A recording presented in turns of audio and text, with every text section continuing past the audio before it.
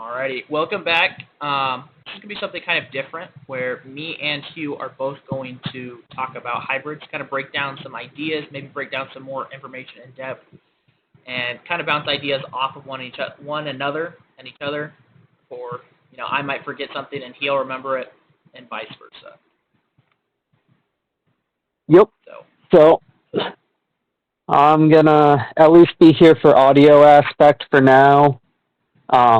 Might add video later, but for now, we can at least make this work. So you can give it a try and see how you guys like it.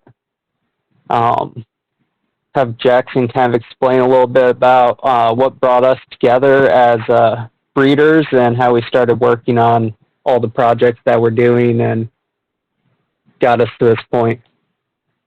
Yeah, so I'm pretty sure the first time we talked was right around the maybe 6 or 8 months, maybe a year of the Archangel project, but also my Fire Jag project. And yeah, that sounds right. The reason I reached out is at the time, the group experts, they were kind of garbage. I mean, they kept telling me bad information about pure stuff, and, obviously we both kind of did our own oddball crosses that both, I feel like they were both in two different categories, but proved themselves differently. So when I saw that you were doing something, out of the box, I reached out to you, and I think we've been talking, what is it, I know we made the Facebook group chat almost 2 or 3 years ago at this point. Yeah, And we were talking before that for a year, maybe 2 years. Yeah, something like that. So it's been probably about 4 years, maybe 5 years total that we've been in contact working on hybrid stuff together. Yep, 4 to 5 years. And it's not like me and Hugh texted once a week. This has been 4 to 5 years of us daily talking about hybrid stuff, and it's not like, hey, I'm breeding a convict. It's more like, hey, here's this species. What can we break apart of it and compare it to other species? Deppy is a big one that me and him have talked about, especially over the last 3 years. And we kind of broke it down to what we know about Cynogatus and Carpintus, and watched also how it worked in pures, and then we kind of theory crafted around, hey, how could that work in a hybrid to the point where we've used them in hybrids at this point? And a lot of our theories, I would say, proved correct. What do you?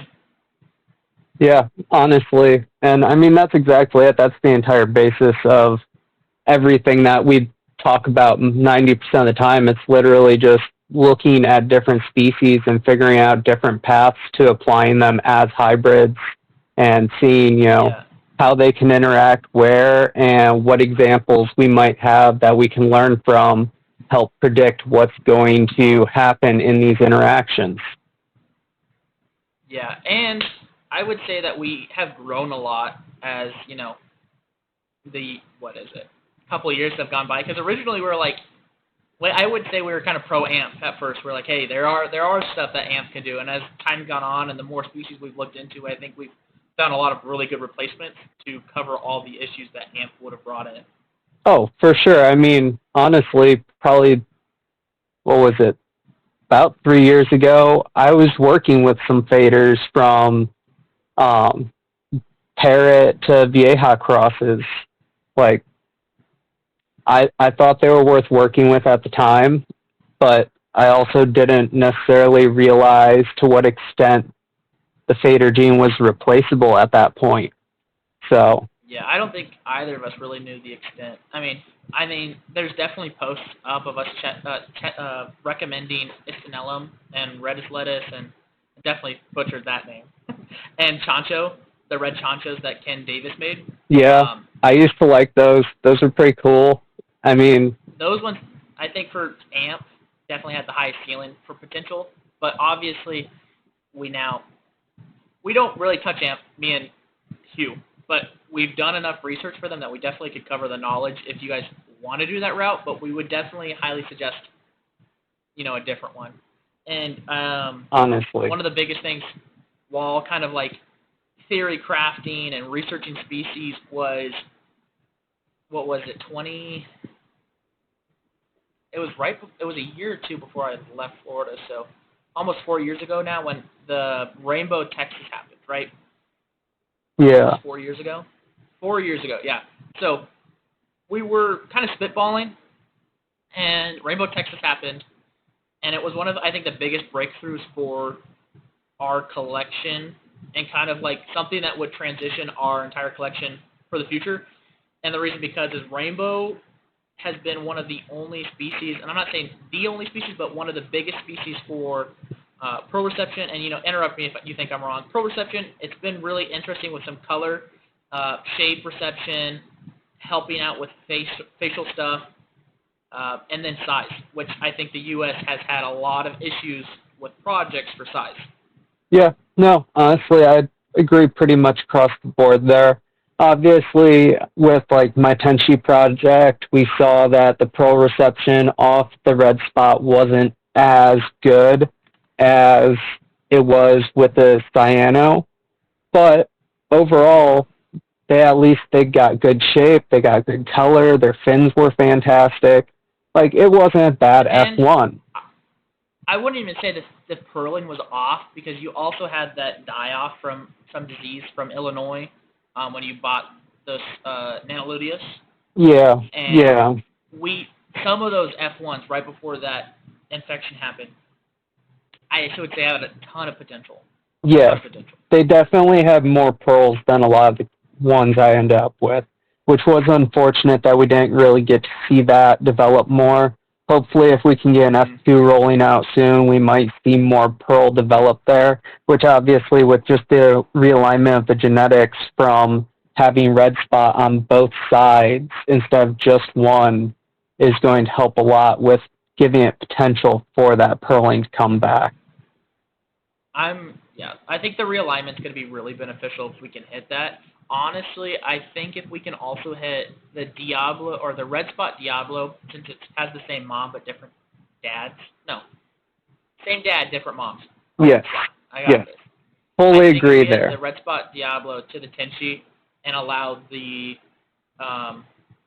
red spot to realign in the alleles, and then obviously increase some Biffa and some Hartwigi from David's cross, and then also having the rainbow, even if it's at 25%, I think it's going to be a big win, and we can learn a lot about the size with how, the biggest issue in the U.S. I think we need to hit on really hard is the fact that size and space is a big issue in the U.S. for, establishing a line and creating a marketable hybrid, basically. Oh, absolutely. I think, honestly, space is one of the biggest things that has kept people in the U.S. from competing with the quality that comes from Asia. I mean, we produce good stuff here and there, and there's plenty of good breeders, but when you're forced down to the scale of what you can do in a fish room or a garage, like, it's not as much space as you need for a lot of the projects people are taking on. So being able to shrink down the stock that we work with and get it into a spot where we can have, enough space that we can grow out more than like 2 spawns at a time without running out of space, right? Like, yeah. Come on. I mean, definitely. I mean, I would say the only argumentation or the argument that would be given to that is that people say they want big aggressive fish, right? And I think realistically, we can get the aggression in a fish that maxes out at 6 inches. Yeah. And I would say a 6-inch fish is just, it's not a 20-inch or a 12-inch fish, but if you get a 6-inch fish that's filled out right and, developed with purling right and attitude, you're going to be impressed by it. It doesn't have to be an 8, 9, 10, 12-inch fish. And I think a lot of people kind of get it twisted to where they're like, well, the bigger ones are more impressive, when in reality, the bigger ones are just more aggressive because they're more territorial over a small space. Yeah. Make the space fit the fish. Like, if we make a smaller hybrid, don't keep it in a 75-gallon tank. If it's only going to max out like 6 inches, maybe look at like a 40 breeder long term. And, you're going to get that same experience. You're just not going to need a 75-gallon tank for your one flower horn. you or know? 125 for your Jaguar Dovi hybrid. Yeah. Right. You'll have, if you plan it out correctly, you can have the Dovi and not have it get to where it needs a 75-plus gallon tank. Oh, honestly. I have a picture of a rainbow up right now, and it has amazing flank purling on it. But also, I'm just kind of like scrolling through rainbow photos, and there's one of my pygmy Texas up here. Oh, hell yeah. Covered in pearls. Oh my god, it looks so good. Looks so good for F1. And then, what do we want to talk about? How we're approaching projects? Yeah. What we're doing about, so obviously the space thing is being a big thing and affecting how our projects are going, and kind of talking about how we're trying to attack the, quality of the larger fish while moving it into a base of a smaller fish, right? Which I think the biggest ones, when people think of smaller fish, they think of convicts, polar blues, Salvini, firemouth maybe? Yeah, those are pretty small. I would say those are kind of like the initial ones that people think of. And then right off the bat, just kind of like bumping them off. Convict don't really dwarf. Firemouth, I would say it's not the best dwarfer, but it has some abilities. Polar blue has been really interesting in hybrids because it hasn't really done exactly what we thought it was going to do. I mean, with the fact that it's got the added Honduran red point, I think it's the untapped potential, because I think we're so used to seeing the convict or the black convict in crosses and how detrimental that is to stuff, that we weren't really looking at the beneficial stuff that Honduran red point could do. And the fact that Polar Blue is kind of an inbred, and maybe the genetic coding isn't as structurally sound as, the wild types are, because it's been inbred and line bred so much that it's allowing for easier color, pearl, and shape perception. I mean, I wish I had a picture of your Polar Blue rainbows, because those, I feel like just for like an F1 are stunning for color.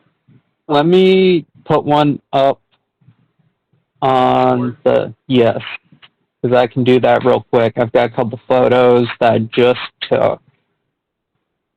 And then, while we wait for that, what are the other ones? I said Salvini.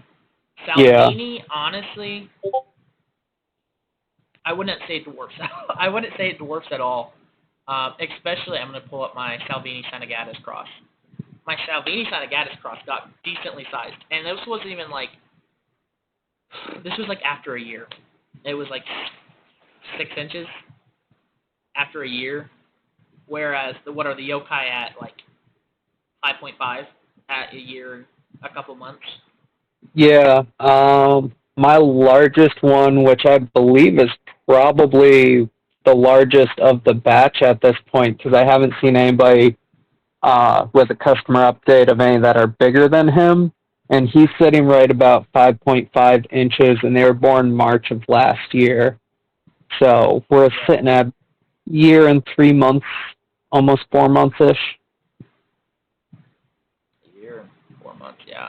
I'm excited to see what they look at 2 years, especially I feel like 2-year mark with good care is a really good baseline, be like, well, this is how big they were. Like my pygmy Texas after 2 years were 5.5 inches, growing out in a 4,000 to 5,000 gallon pond in Florida, outside with like the best possible.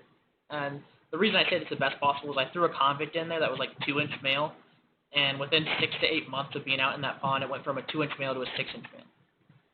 Sounds about right. Like it went from a little runt to like a big apex, cocky douchebag in the pond. And the fact that, the convict and the genetic coding there is in there to get large when the circumstances allow it, with the pygmy Texas being half Texas and half rainbow, and the conditioning allowing them to be able to get large in there, and they didn't, shows me that rainbow was the common factor in why they didn't get large. Because there was also Texas in the pond, and they grew up fast. They would get born, and then they would get born in the spring, and then by the fall they'd be 4 to 5 inches. Yeah. Where the pygmy Texas was 5.5 inches for males and like 4.5 inches for females after 2 years in that same pond. And then, so Salvini, polar blue, which I'll loop back to polar blue, convict, which we hit on, and firemouth. I think firemouth would be the other one that we kind of hit on real quick. I have the firemouth example pulled up. Firemouth convict, blah, blah, blah, blah, blah. Firemouth Jaguar is the one I'm going to hit right now because it's kind of the one that I have the most experience with. Firemouth Jaguar, it was about a year and a half old and was about 6.5 inches when I put it in the pond. And then I just kind of left it be because I had other things to do. But 6.5 inches as a Jaguar hybrid is pretty impressive because if we compare it to Harold's Jaguar Sin hybrid, after a year it was like 10 inches plus.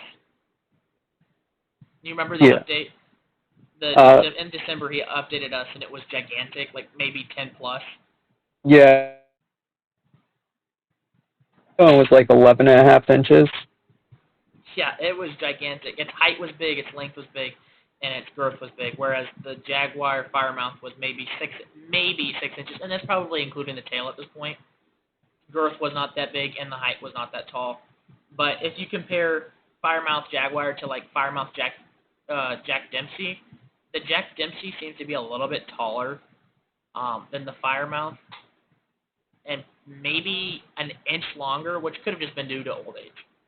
Yeah. But that's also a possibility of dwarfing as Firemouth. Do you want to say anything about Firemouth for dwarfing possibility? And then if you say anything on the page, I'll be able to kind of scroll around. I mean, I kind of want to just touch just a tiny bit on that Jack Dempsey Firemouth hybrid that you landed on there, just because that skin tone, if you look at that. Mm-hmm. The half red, like the face is kind of dark gray, and then the first, I would say, it's more than a quarter, but it's not a half. So, but that front half of the body is red or dark purple because of the lighting.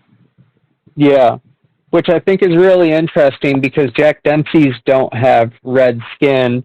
Firemouths are predominantly gray, but the Firemouths do have that red on their bellies, and I almost think it might be something about that color coming through without being locked into the placement that it had as a pure. So it might be a really interesting correlation for pigments going forward into other mixes, on top of the fact that it has some dwarfing capabilities. I could see the Firemouth having some really interesting capabilities with color. Jack Dempsey is definitely an interesting color reception for species. I don't think either of us were really expecting the color reception for Firemouth as a base of Firemouth, but also weren't really expecting the red coloration for the Sin out of how much it got. Yeah, Jack Dempsey was very, very color receptive with the Sin, which was very unusual, but possibly a really good sign for maybe being able to use Jack Dempsey in some cool Vieja crosses, maybe a chance to move a gene or something. Yes, for sure. I think the only warning about Jack Dempsey is the shapes. Because Jack Dempsey Bredori, Jack Dempsey Black Belt were really weird shapes. I say Jack Dempsey Sin probably has the best of them all, but one of the Jack Dempsey Sins is definitely a weird shape to it for F1. Yeah. And then for Dempsey's just the pures have weird shapes to begin with. They're problematic. Fucking bananas. The Firemouth as a pure and using it for dwarfing, I would say the other thing that it gives, obviously there's a potential for color if you plan it out right. There's a potential for color pearl reception if you plan it out right. The other thing is fins. I would say Firemouth have some of the more unique fins, especially if you get them with the trailers on the tail fin and the fin, the top and the bottom fin. You know what I'm talking about? Yeah. Where it has like that random trailer on the tail. Yeah, the trailer. The top and the bottom of the tail. Yep. On the caudal fin, sometimes they pop up on there, kind of like geos and stuff from South America or Acaras. It's a very interesting trait. I don't think we've seen it pop up in any of their hybrids yet, though.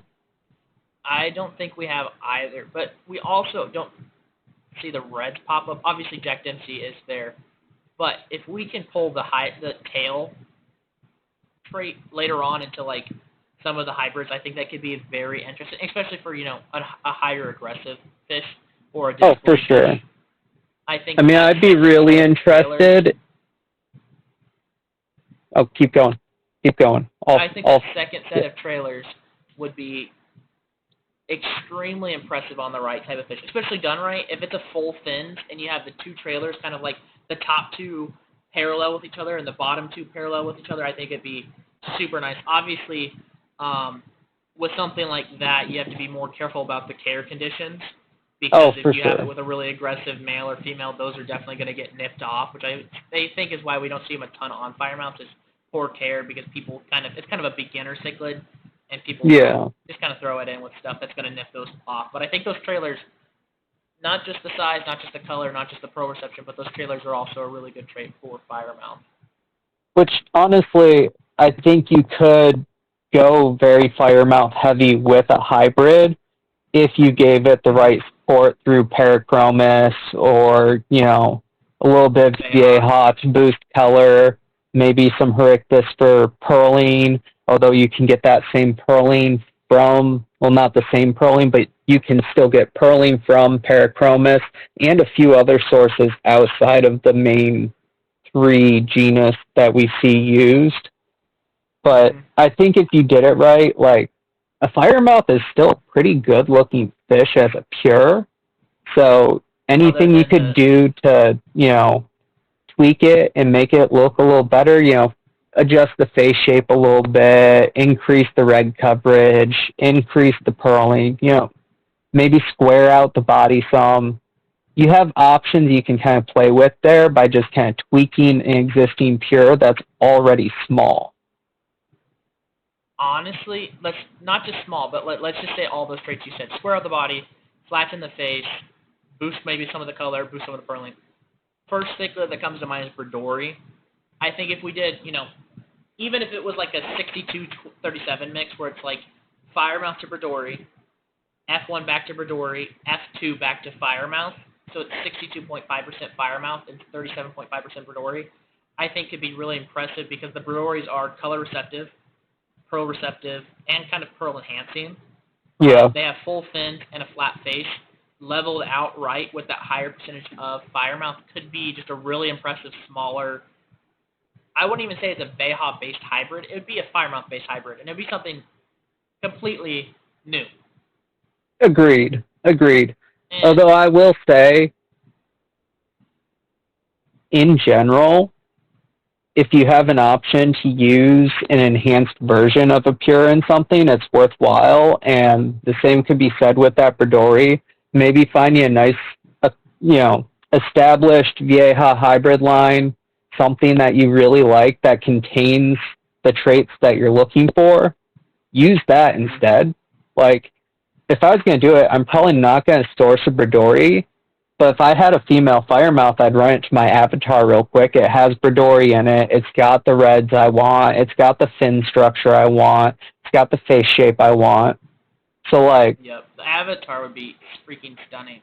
But also, not just avatar, but Ronnie's got predatory hybrids, right? He's got the red spider predatory hybrid mixes, which could be interesting for, more of a Zon base and whatnot. But... Agreed. Ethan in Illinois, the Bridori, Biffa Diablo, and Hartwigii into firemouth. I'm so excited for those. 3 powerhouse species on top of another one, using it more as an enhancement than the full thing, I think would be technically better than straight Bridori, because you get 50% Bridori, 37.5% Biffa Diablo, and 12.5% Hartwigii. But that would definitely be interesting to see in the long term. Just got to wait for Ethan to make those available. Or, if you want to do the Avatar route, Avatar, F2 Avatar, Avatar Demons. What else? We got Avatar Demon Yokai. Do we have Avatar Yokai already? I have that already. Those are in the totes, growing out already. Avatar Diablo 75 by Ethan. I think he still has a couple. I think he's limited on those. I have been contemplating maybe running a batch myself I've got all those extra F2 D75s still that I probably should sell. Do you have any D50? Do you have any D50? Yeah, I have some D50. David sent me a few of them. I think the ones that I know the gender on, well, not know. There's two I'm pretty sure that are male, and the rest I'm not 100% sure on the gender. So I need to go through and vent those out. Josh Lopez, or Ellis Lopez's D50 that you sent him, that female. Oh my God, stunning, stunning. She looked amazing with the black belt. Yeah, that one David sent her, but yeah, she was absolutely gorgeous. If you have a D50, honestly, since, you know, Ethan might have a couple Diablo 75s, a D50 to an F2 avatar or an F1 avatar, because I know you have both, could be really nice, and it wouldn't be the exact same thing as Ethan. Or I already accidentally kind of set myself up with more fry than I wanted. So I do D75 DSRS.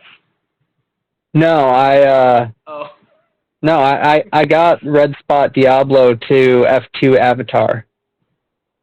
Yeah, you did get that cross. That's a pretty good cross. That would be a good one for Firemouth as well, if you're looking for like a full facial purling on it. Which I think kind of people kind of forget is when you're doing hybrids, kind of make sure that you're kind of going towards a goal that's going to be full coverage, because that face marking, even though it's kind of accepted, if you want like the best looking high quality stuff, you want that covered up. And species that do it really well are Hartwigii. I would say Hartwigii is one of the best.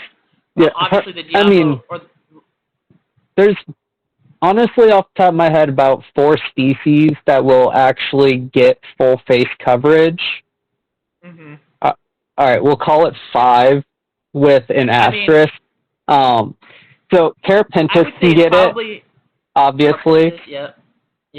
Cyano can get it, and that's the asterisk one, because I'm kind of just including Herichthys as one thing there. Yeah, I mean, I would say all of the Herichthys, Herichthys, all have the potential to get full coverage. It's whether you invest the time to find the quality ones, because it's so common to find Carpentis without the facial markings. Obviously, if you're going for Carpentis, Zeus from Gus, probably going to be the best one. I would say 80% of his stuff has full coverage. I think I've only seen like a handful that didn't. But most of it has his line's really solid. I mean, there's a reason that was the one that I used back when I was working with Pure Carapentis. It's definitely one of the best in the U.S. And then Cynogatus is just, so freaking hard to find actually a good one. It's so depressing. But just hitting on that facial stuff, if you're doing a cross with, Cynocarpentis, Hartwigii, whatever it is, try to find one with the best facial markings, because even if F1 doesn't have the facial marking, it carries the genetic coding for it. So if you breed F1 to F1, in F2, when you realign the parental alleles, because in F1 you get, all the left genetic codings from the father and all the right genetic codings from the mother. When you breed F1 to F1, all the left side and all the right side's jumbled up. So it's no longer all from the father and all from the mother. You actually have matching pockets now instead of all disconnected ones, which with allowing for the reconnection allows for that full facial purling to come back and allows you to select for it. Whereas if you use a Carpentis with Cynogatus without that marking, obviously it's going to be really, really hard to hit a full facial marking if it doesn't already have it. Quality in, quality out, you want to make sure you're using the best so you select the best fry for your future creations. Absolutely. Yeah. Well, So let's jump back in, going back through, because I feel like we're almost getting off topic here, because we're getting too excited kind of building off of the fucking Firemouth. Yeah. I know, I was having the same thought. I was like, dang, I guess the first video is about Firemouth. But really about Firemouth. This got a lot of potential, guys. We swear. And I mean, it might though. It might. I think so. It applied correctly, And obviously, culled correctly, I think, has a lot of potential long term, but it just needs to be. It's something that's not going to be F1, which I think. I'm going to say this last thing, and then we're going to move to the polar blue rainbow. But I think any hybrid project, F1 should never be the end goal. F1 is never going to be as good as F2, and if you really plan on a project, F2 and beyond can be amazing as long as you put the elbow grease. You shouldn't be like, I'm going to cross my SRT to a Compa, get a Super Red Texas, and sell that. Because that's going to make a Red Texas horn, and they look decent while they're young, and they usually grow up ugly. You need to put the actual time and effort into a hybrid line to establish a look, because what you sell is going to represent you as a breeder. So if you breed really crappy stuff together, and then you don't cull properly, and you sell all the culls, and somebody posts the cull, and they tag you in it, you as a breeder are now connected to that. There's a couple Firemouth Jaguar posts out there that I'm connected to that I actually hate because the Firemouth Jaguar looks so bad because of the person's care. And not because the fish was bad, but because the person's care was bad, it made it look really, really ugly, and that's connected to me. And as a breeder, Yep. I don't want to be known as somebody that gives out, ugly stuff. But Yeah. Off to the next topic is the rainbow polar blue. I'm looking at the first photo. We have a really nice round shape. I wouldn't say the face is flat. There's a little bit of a little to it. But it's definitely short body. Not super short body, but it's definitely not long like a rainbow. Coloration, polar blue did fantastic in this, honestly. Yeah, I can't believe how much the polar blue let through of the rainbow colors there. It's honestly, like, I don't know, we're just not used to seeing polar blue be color receptive in this way. Yep. I mean, we've seen, obviously, the polar tigers that Kyle produced that managed to get some really nice colors coming through from the cutter eye, which kind of makes sense, though, because the cutter eye is more closely related, so it might be able to work a little bit better in there. So then taking something like the rainbow that's significantly more distantly related and still getting those same kinds of colors coming through honestly makes me almost tempted to run polar blue to more things just to see how color receptive they can actually be. Like, if the right one's bred to the right Vieja, do I actually produce a red fish? Because if this got full rainbow colors... F1, yeah. I mean, if this is F1, I feel like we kind of have to reinstate. If we bred F1 to F1, there's a chance that F2 comes out with even better coloration than this. Oh, absolutely. I don't think that people make the mental note that this is F1, which means it only has half the genetic code. If we bred it back to a sibling, there's a chance that the coloration coding realigns and the color comes out even better, which already I think it looks like it's glowing. Looks like it's glowing. Looks fantastic. And if Vieja could come in here and, let's say it's like a super red sin and you did to polar blue and you got, maybe a little bit of pinks to it, and then the F2 had like the bright red to it, I think it would be phenomenal. But I also think we wrote this one off. I think we wrote this one off because of my rainbow convict hybrids and the fact that these were gray for a little bit. I mean, these were gray until last week when they were barely yellow.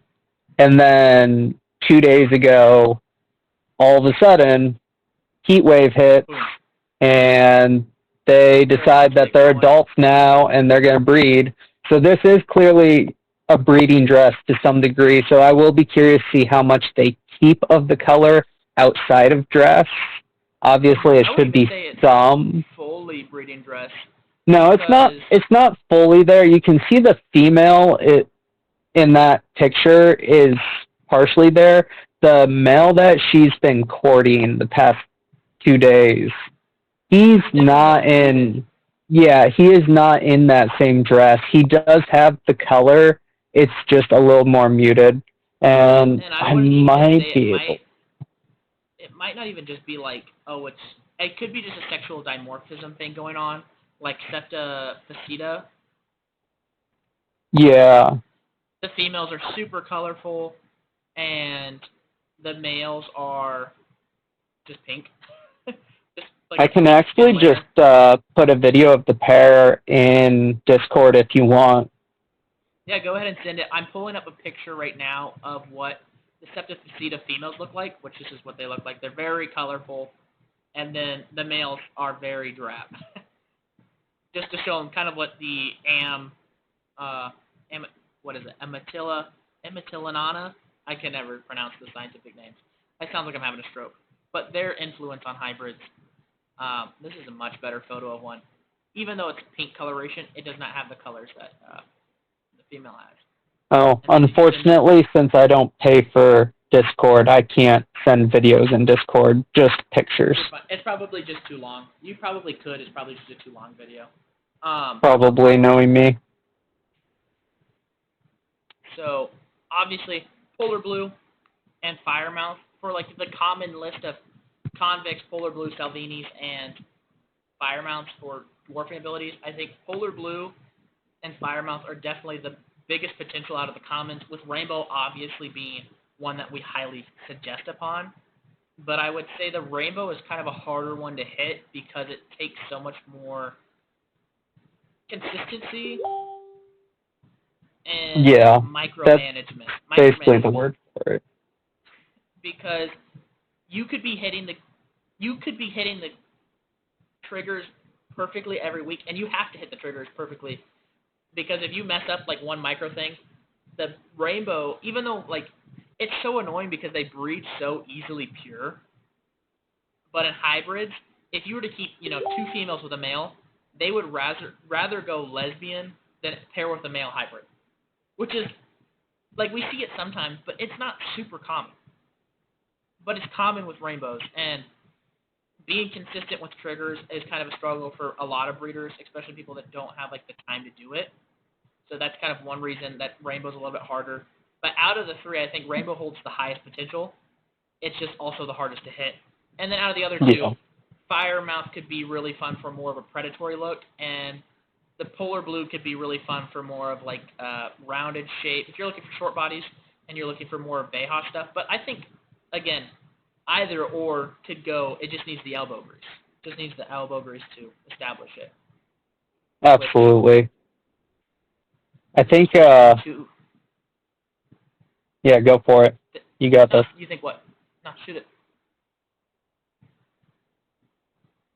Shoot it. Oh, okay. Fine, I guess. All right. Let's talk about what this video is about. Parachromis. I mean, they're definitely one of the coolest, like, genus of fish. Like, especially jaguars, like, that shape, it's so striking. And, I mean, it's so different from most other cichlids that we work with, especially when you consider the shapes of, like, Vieja and flower horns and red Texas.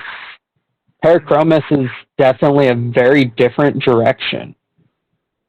I think it's really interesting that it has such a different evolution than the natural, or not natural, but it's got a completely different behavior list, aggression list, food list, and a lot of different traits that the other Vehas and other species don't have. Jaguars are more long. I would say the Parachromis are more long-bodied. Luceli, not always, but like most of the Parachromis are long, predatory, stalking, aggression, tank busters, where the Vehas are a little bit more timid, smaller mouths, are really, really colorful, maybe not always as aggressive, but when they're paired up aggressive. Hericthi are really blocky. They can be aggressive in the right moment. But like just for like the standpoint of all the different varieties, we have like basically a template to make any fish we wanted. Oh, essentially. You want to make a super predatory fish? You could use Veha to enhance it. And you want to make a super nice Veha, you can use the Parachromis to enhance that. Like, everything goes together in a certain facet that you can pull the traits from. You could make a Veha cichlid that has the perfect two-tone coloration of a Biffa, but has the markings of a Jaguar if you bred it right.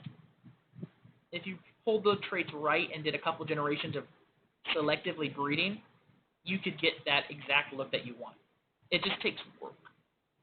Honestly, I think that's the big thing is, like, chasing the multiple generations to extract the traits, and also just having an end goal in mind. Like, I don't know about most people when they're working with this stuff. I feel like I had a weird tone there. That was okay. Anyways, moving on. Maybe just a little bit. I hit the pen too many times or something. Anyways. Not during the video. No! Point being. The real reason why Hugh doesn't have a video camera on him. Yeah, so I can just sit here and smoke the whole time without us fucking getting kicked off YouTube. Honestly. Just a little bit. God, now I lost my train of thought. Planning. You were talking about planning. Like, yes, projects. When you're planning projects out, like, one of the big things with getting to something workable is having an end goal in mind, figuring out what you're working towards, and then taking the steps to set that in motion properly. And when it comes to planning out a full project, you're usually not going to get anywhere close to established hybrid market quality in an F1 cross unless you're crossing just stuff that's already of that quality. Like, you're not going to jump up in quality off of some, random pure to a random pure to a point that you're exceeding the market. Right.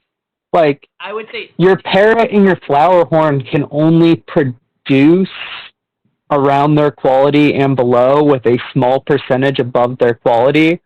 So if you're really, really anal about selection, you can progress the quality over time. But again, that goes back to my entire point is you have to put in the work of multiple generations with an end goal in mind. And that end goal is how you decide what to keep and what to get rid of in those earlier generations, because now you're looking for specific traits that you want in something 12 generations later.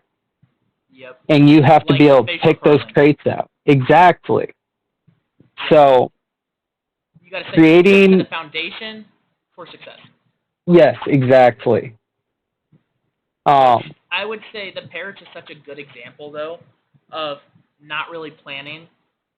Not planning is planning to fail. And Parrot Cichlids is something that people just kind of buy and then cross and expect something good. When in reality, Parrot Cichlids are such... I don't... it's so hard because people love them so much. It's like such a hard topic to critically talk about, but you wouldn't want to go to the pet store and buy a low-quality Flowerhorn. You'd want to import one or buy one from an importer, right? But we blindly go to a pet store and buy a Parrot from there, which we don't know any of the back into it. I mean, we know it's part AMP and it's part Veha, but we really don't know anything past that. Where if we had more of a U.S. breeder that was producing their own Parrots, they could tell you from F1 to F2 to F3 what looping they were doing, which I plan to go over a video in maybe a week or two of how to make your own Parrots at home. Again, there's other ways to do it, but if you're going to do it, know the stuff that's inside of it so you can utilize the percentages to your best benefit to make something better faster. And make something that's not sterile. That too. Sterility sucks. Which, but honestly, though, with like the Parrot thing, I think the big thing with that, and in the nicest terms possible, if you're breeding a Parrot, you're playing the lottery. 100%. Especially if it's just a random Parrot. If you're, I mean, even with the homemade one, if you do a homemade one, you're a little bit better because you know what Veha's in it, you know what AMP is in it. Yeah. But again, I specifically mean, like, blood Parrots, KKPs, Mammons, SRM, even Compas, and some generations of RT. Crystal Parrot. Yeah. Like, basically, anything that's a Parrot should have been cooled off and hasn't. They're nice designer fish that people want. It's a market. It's a thing. People want it. If you'd like to keep it, pay someone money and keep it. Please don't try and breed it, though. essentially. Like, Because you don't know what's in yeah, it. I mean, it's not just that you don't know what's in it. Even if it's a really high quality one from an Asian farm that you bought specifically from one of the respectable sellers who imports from those farms, yeah, Yeah. even if it's nice, okay, still maybe don't breed it because the underlying aspect of when you breed a parrot, you're playing the lottery. You get a really, really, really, really broad range of quality that's mostly downward from where the parent's quality is, and a small, small, small, small percentage just above that quality. Which also kind of goes back to the fader video I just made this week. Fader hides bad quality stuff at the end of the day. Parrots are brown and gray underneath the fader most of the time. Yeah. Bringing Making us back money on track. breeding faders is a nightmare. Yeah, right. Bringing us back on track, Joe, is Parachromis and selecting traits and kind of setting us up. And what we love about Parachromis is I honestly enjoy their predatory shape. I may not be a predatory breeding person like Gary over in California, who has, I would say, Gary's line, honestly, has been really enjoyable to watch him breed just because he's been doing respectable looping. You know, he might have used Istinella, which at the time we might have been like, that's a fantastic species, and now we're kind of like, eh. He has used them, taken their bad qualities, looped back, and planned breeding to fix it to where his, what is it? He's calling them X2s right now, I think. I think I would so. say most of them look good. They're still young. They still have the Parachromis generation. They're aggressive. I enjoy watching the stuff about them. Honestly, and you know what? Like, I think a prime example there when you were mentioning care earlier, he's one of those breeders that you can tell he's taking good care of what he's doing. He's being intentional and he's chasing goals that he has in mind, and Mm-hmm. it's paying off for him. You can see it in the He's got quality something. because he's paying attention to what he's doing. He's got something completely different than anything on the market, and it's not like he's just crossing it. He's like, well, now obviously he needs more Dovii, so now he has a 62.5% Dovii hybrid that's also got Freddie, Jaguar, and RTM in it. It just looks like a Dovii. He's not doing that. He's being very consistent about his breeding. I've actually talked to him a good chunk. He's got logs of generations, so he knows from the very first pure that was crossed in who did it, as well as what was then crossed with that one and that one and that one. So he's got it all planned out. So he knows all the percentages. And I think right now he's got really this predatory market cornered, even though he's not mass producing. That once he starts producing a lot more, people are going to want to go to him for those predatory fish, which I think predatory hybrids are really cool. I personally will eventually want to work on one, but I want to do it dwarf, obviously, which we're going to get into it at some point in this video, right? Some point. Right. Eventually, there might be a point where we get to all of that after we finish 37 million side quests. What happens when you put two adult ADHD men? No, ooh, shiny. No, just kidding. But no, he's been fantastic, and he's just such a great example of, you know, doing something different, but planning. Planning is planning to succeed. And you know, he's done a couple oddball stuff. He had Jaguar Red Terror, and it might not have been like, I think me and you were kind of like, well, that's kind of, you know, a risky move, right? I mean, yeah, a little bit, just because the possible infertility issues, but at the same time, it's something I've always wanted, because I just love Red Terror, and despite the fact that they're probably useless to us, yep, I still want hybrids from them. You little. I was kidding. He rolled the dice of a possibility of getting something bad. He saw what the outcome is. He said, okay, here's what I'm going to do to fix it by knowing what I want. And he did it. His X2s look fantastic right now. And they're still smaller. One of his X2s, I wish I had a picture of it on me, basically has flower horn purling on a Parachromis body, and there's no flower horn in it, right? Yeah. It looks good. It looks good, and it's still developing. And he's already planning on, I think, trying to cross it to his sister to see if he can get more of that pearling back. And then if he gets the pearling back, he's going to try to cross the daughter back to the father. Yep.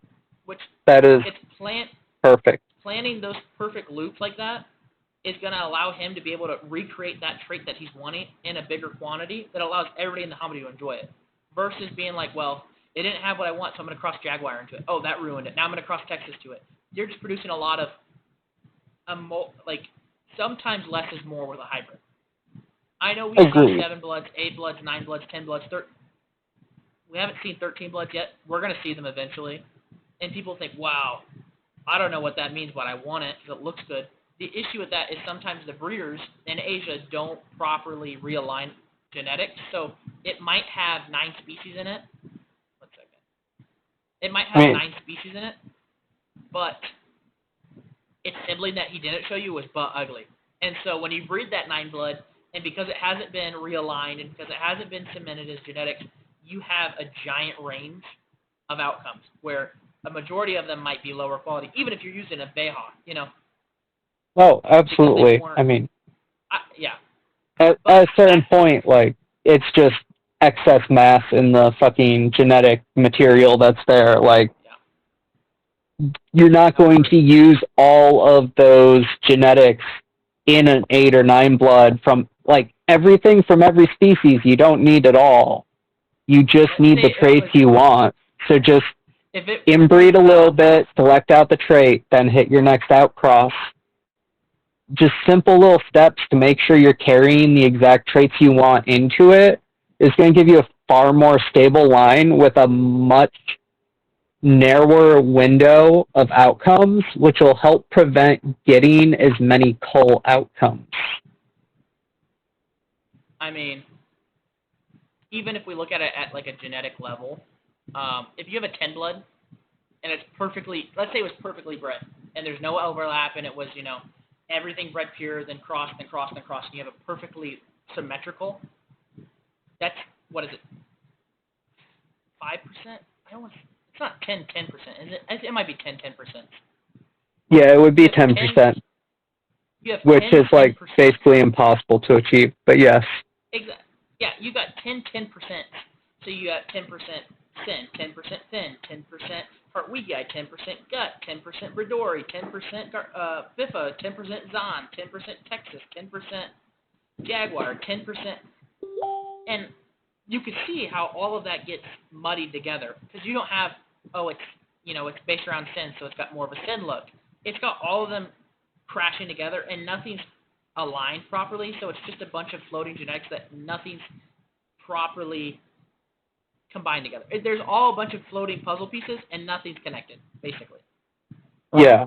Or what happens is you breed that, somebody buys offspring from it, and that offspring is actually something closer to like 50% fen, 25% sin, 3% bifa. Like, the percentages aren't like set in stone perfect. They're statistical averages.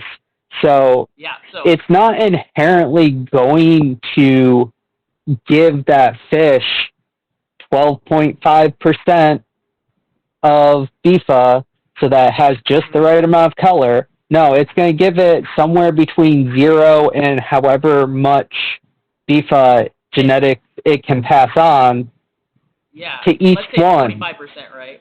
If it's say you did a bifa to something and you now have a bifa hybrid and you do it, and now it should be 25%. Realistically, it could be 0 to 25% with the statistic average. Well, it should be 0 to 50% with the statistic average of it being 25% with some deviation, sometimes being a little bit higher and sometimes being a little lower, which is where the selective breeding comes into play. So if you're like, oh, this one looks like it has the better bifa traits that I want, it might have it in a higher percentage than the other siblings do. Yeah. You know. So the percentages are nice. They're useful for kind of tracking your lines and kind of knowing how much you've bred something out and all of that. But you never really know exactly unless you're going to do genetic testing, but none of us have the money for that. Unless you do have the money for that, then go ahead and pay for that for my stuff that I'd like done. I'd love to, take your money. Thank you. even with the genetic testing, I don't think we really have the genetic library right now to properly genetic test. You would have to have every pure and every locality of the pures to be able to be like, well, you have Finn, but it's technically this locality. But if you don't have that in the... Yeah, it would also include localities we no longer have access to that might not be able to be added to the library because the library didn't exist until after those were extinct in that location. Yeah, 100%. And then, obviously, just because, all of that, planning your stuff, knowing percentages, planning to succeed, knowing how stuff works. A big thing about Parachromis is me and Hugh really like Jaguars out of Parachromis. Now, there's other species that were like this, this has a benefit in this factor. Like, I would say Dovi is one that we aren't a giant fan of, but in Dovi Veha, we see the potential in it. If I pull up, the hybrid page real quick, if we go to Dovi Veha, and specifically, it's got a lot of potential. I would say it does. Looks good. The shape looks good. For a lot of Parachromis or Dovii hybrids, I wouldn't say it looks fantastic. Dovii Red Terror had infertility in the males, and the male looked decent. The female had no purling. The colors are all right. But overall, Dovii, the only time I would say Dovii other than Veha looks fantastic is when it's paired with Jaguar. But that's just Jaguar doing the heavy lifting. Yeah. Honestly, I don't really care for Dovi as a hybrid species in general. I think they're really awesome pures. I'll probably never own a tank big enough, or if I do not want to dedicate it to one fish bad enough to ever actually own a Dovi. God, you say it weird, and now it's got me all messed up. Dovi, again. Dovi. Holy crap. No, it is not. Oh, man, you broke my brain. All right, moving on. Anyways, Dovii, low possibilities of what can come out good, but planning is where this comes into play. Dovii Veha obviously shows potential, and if you're going to go down that route, I think Dovii Super Red Sin, Dovii Sin-based hybrid crossing, I think holds the highest potential, only because the Dovii Heart Wigii didn't look fantastic, but that was also F1, and it had Jaguar in it. So it could have been a couple of things. It could have been really low quality. Heart Wigii, we don't know. But what we do know... It also wasn't, fully developed at all, and Jaguars and other Parachromis have shown some slightly delayed development in hybrid. That's true. If I had Harold's picture, I would show him the Jaguar development, because that one took till it was 7 inches to actually... Yeah. Amazing. But it was okay. Oh my god, that's actually awesome. Yep. So Dovii Sin, I would say, obviously, use a Super Red Sin because they're better. Or Diablo Super Red Sin. Decent. Diablo Super Red Sin. Anything that's got basically a Sin base or maybe a more red base, I would probably go for that. Just go straight for Diablo or even a pure Bifa. I think the pure Bifa I think could be really cool. Now, the next one is something that Hugh really enjoys for Parachromis. It's not technically my favorite. I see the potential in it, but because Hugh glazes it so much, I have to be a hater. But we were talking about Feticilla, now known as Multifaceta, but we, for the video, are going to call it Fred, or Freddie. Yeah, Freddie. Which I'm going to let, I have the page pulled up right now, and you can kind of talk about it. If you need me to pull up a pure photo, let me know. But just go straight for the pure photo. Honestly, there's barely any good hybrid examples. We will definitely look at those. I want to just start on pure with it. I love this species. I honestly might like them more than Jaguar, to be honest. I've given it a lot of thought. Too much thought. An unhealthy amount of thought. I think that's what we do, though. For 5 years of talking to each other, let's be honest, I think we've given every species an unhealthy level of thought. At one point or another, most of the ones that we're aware of. I'm sure there's some that I would love to learn about that might be awesome for stuff. Yeah. I don't know. There's a couple that I want to look into more. But point being, Freddy's, yes. Bright yellow Jaguars. I am pulling up a picture of, let's see. I'm going to try to pull up a picture of a pair so you can also see the sexual dimorphism in them if you want to explain what that is while I look for a picture. Oh, I actually kind of suck at spotting sexual dimorphism in Freddies, despite how much I like them. What are you talking about? It's so easy. If you see this picture I'm looking at, it's beyond easy. Oh, I know. Sometimes it's really easy. Sometimes it's not so easy. We've encountered a few we weren't sure on. But yes. All right. The larger they get, I think the easier they become. Absolutely. The young ones, sometimes it's a little tricky because trying to sex them around like the 3.5-inch mark, roughly, like, I feel like right around there it can get a little questionable which way it goes, but they're just not developed enough at that point to reliably be like, yes, I know for sure this is that gender, unless you can get an accurate venting. But yeah. So they have one of the closest shapes to Jaguar. You know that, right? So it's not far off from using Jaguar. I think the big thing there is when you look at the jaw structure, them and Jaguar both are capable of bringing that same, like, really exaggerated predatory jaw shape to it. Like the wide mouth, thicker jaw. Yeah. Line's a little bit bigger. It kind of looks like a skull crusher mouth. Yes.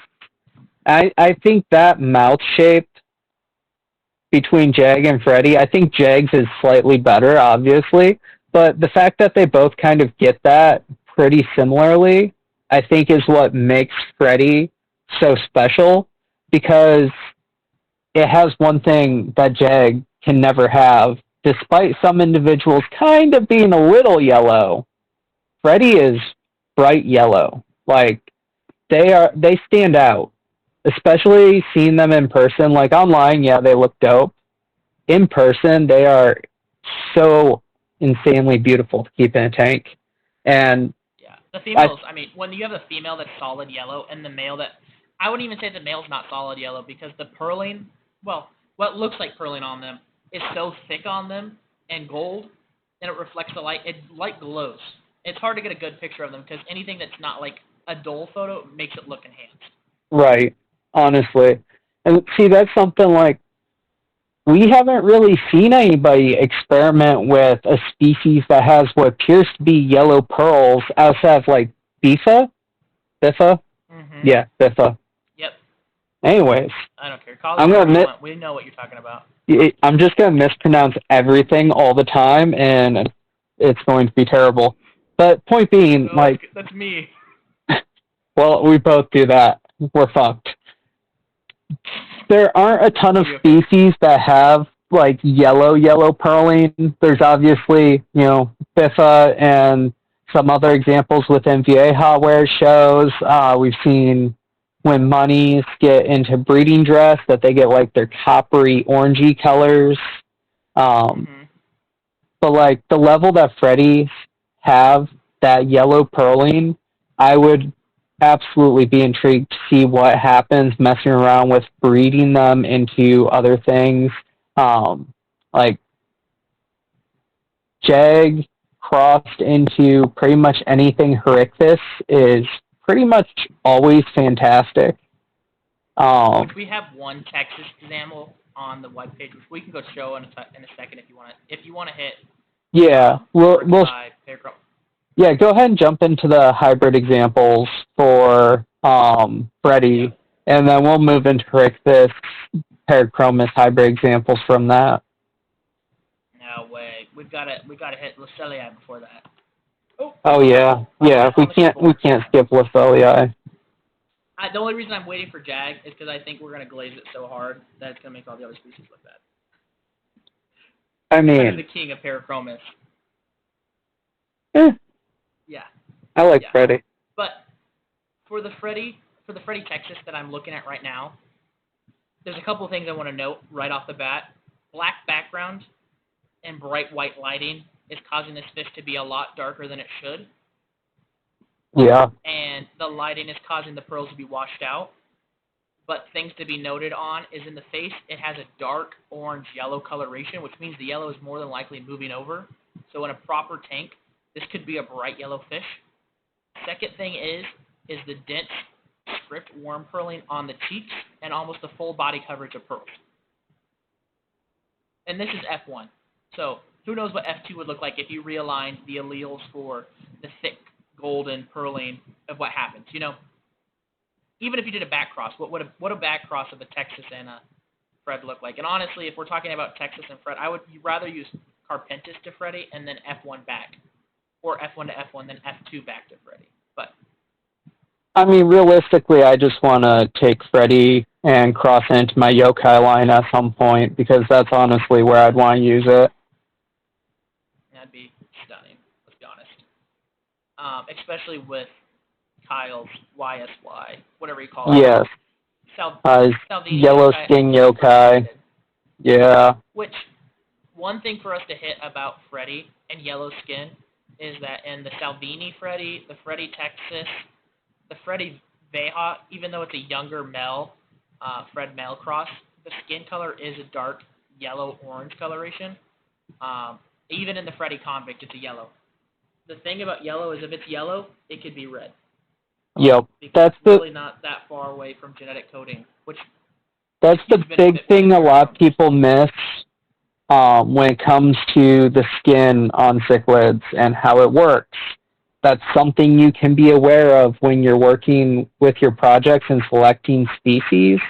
Something with a natural yellow coloration like this, that's the same genetic coding used to set up red coloration. Colors are transferable through breeding. So something like Salvini with insanely bright colored females, or Freddie with insanely bright yellow, like these species, you can easily cross them into something with the color of skin that you want and move it over, which makes these significantly better for a lot of crosses than other things. Like, sorry to shit on Jaguar for just a second here, Jackson, but comparing Freddie to Jaguar, I think the ceiling's way higher with Freddie going into Vieja or SRT or any of the like high color mixes that people want to do. Like, yeah, it's cool mixing Jag in there, and if you get Fader Gene with the Jag, it will be orange for the most part.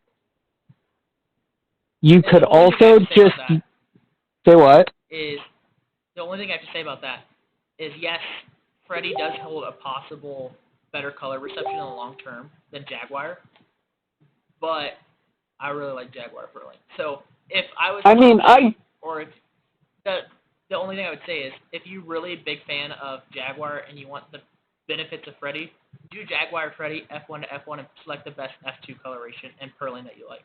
Then go from there. Also, throwing one other thing out there with that. Freddies are the smallest Parachromis. They only get like 12 inches. So your hybrid Jaguar Freddie will be smaller than a pure Jaguar. Mm-hmm. Which is definitely something beneficial, important. especially if the gold purling style moved over to a Jaguar base. I think could be extremely nice. It just needs to be aligned in the alleles properly. I mean, could you imagine taking... Sorry. I just had the thought of, like, Jaguar Freddie, then loop Biffa into it. Like... Jaguar Freddie, F2 yeah. Jag Fred to Biffa, or Biffa hybrid, F1 to F1 from that, so you have a 50% Veja, 50% Parachromis. Then the F2 of that 50-50 back to the F2 of the Fred Jag, or hopefully by then F3 of the Fred Jag. Yep.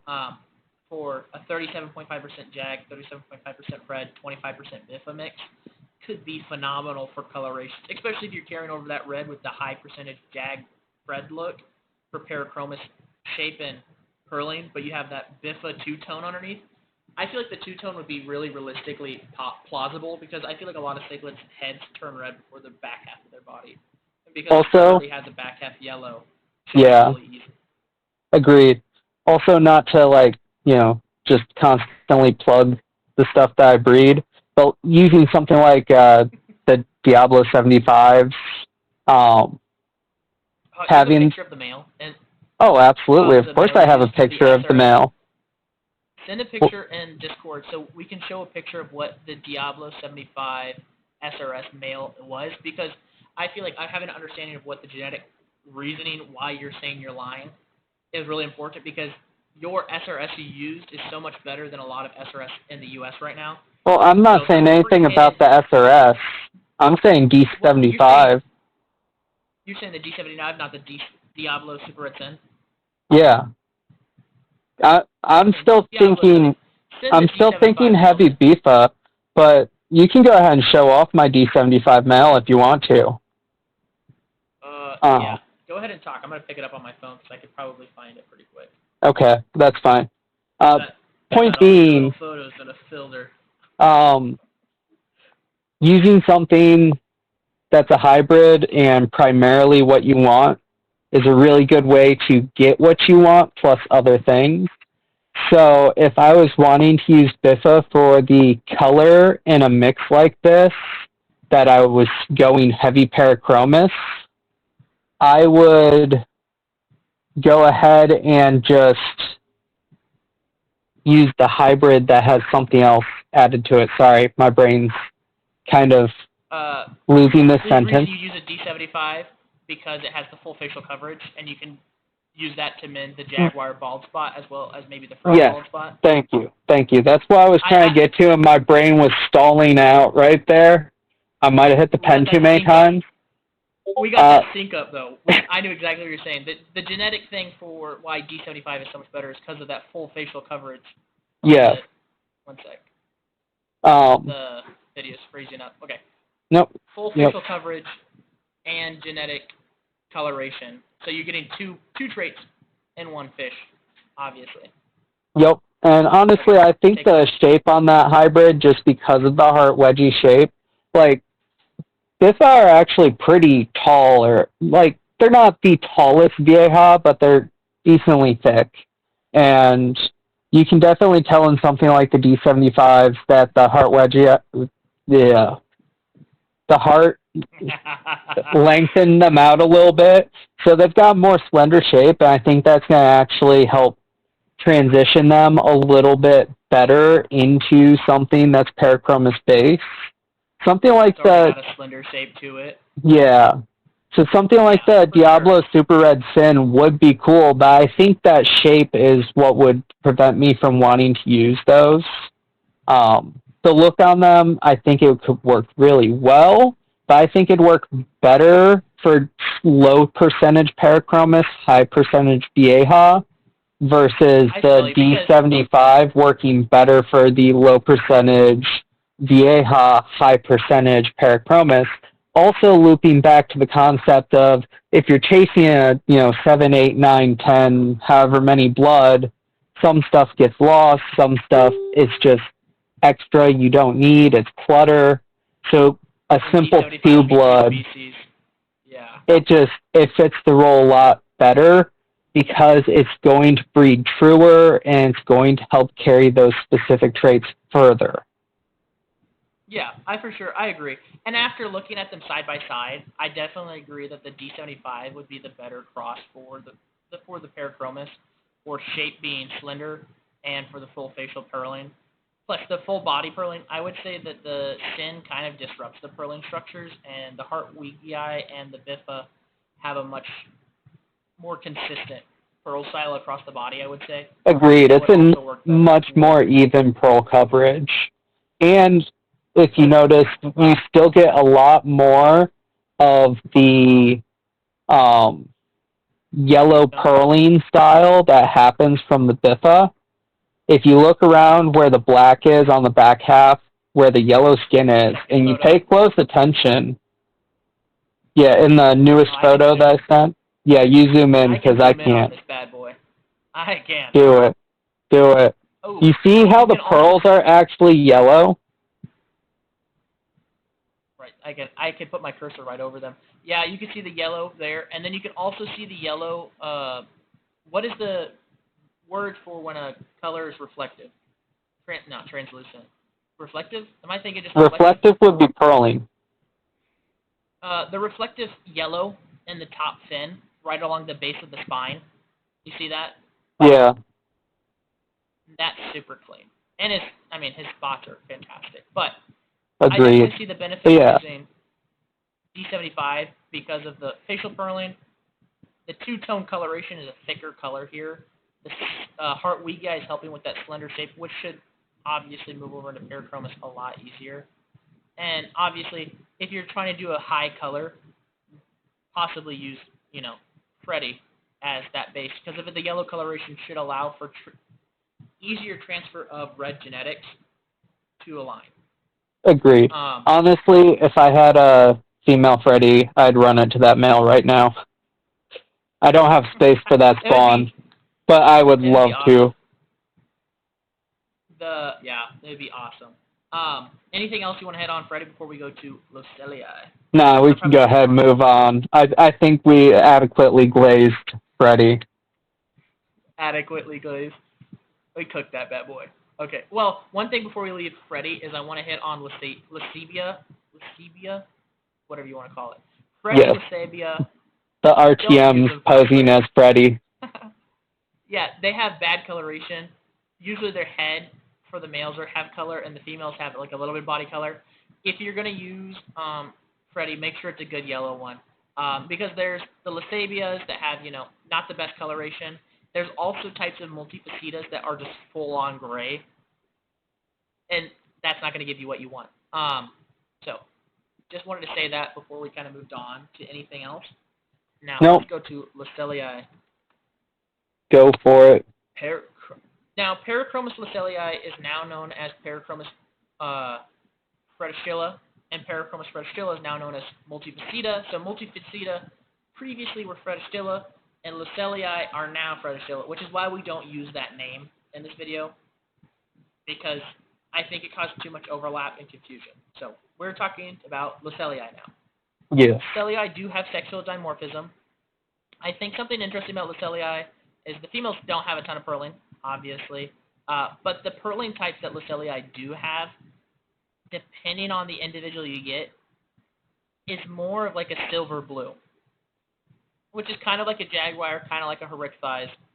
I do think that I would say Luceli has some of the best shape perception out of the Parachromis, because some of the Luceli are legitimately just round. Yeah, I don't like their shape, to be honest. And honestly, the hybrids I've seen of them, I haven't been the biggest fan of their shape.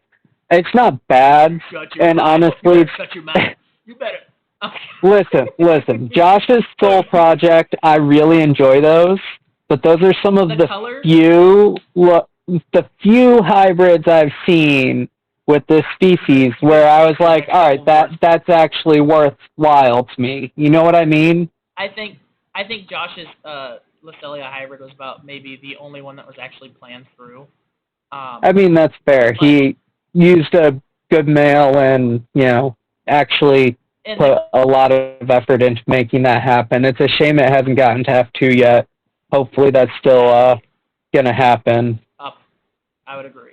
Now, when I glaze Luceli, I would say there's like 4 different kind of looks to them. There's round, there's Parachromis, there's kind of like a baseball shape, and then there's kind of like another ugly shape. Now, the shapes are not what I like about Luceli. And obviously, a lot of Luceli are kind of like, they kind of transition from gray to yellow, kind of like the Freddies. So obviously, the stuff with the Freddies kind of applies here, but they don't have that gold purling. And when I glaze Luceli so hard, I glaze them because they're some of the only Parachromis that has full facial purling, if you can find it. This kind of goes back to our, if you can find it. Yeah. The females will have the bald spot, but the males will have a full facial purling, and they have such. I mean, I'm kind of a super fan of small script purling, and the Luceli have that like intensely, like kind of like an Sensu. Yep, Indo Sensu. We were both thinking it. Indo Sensu have that small script purling.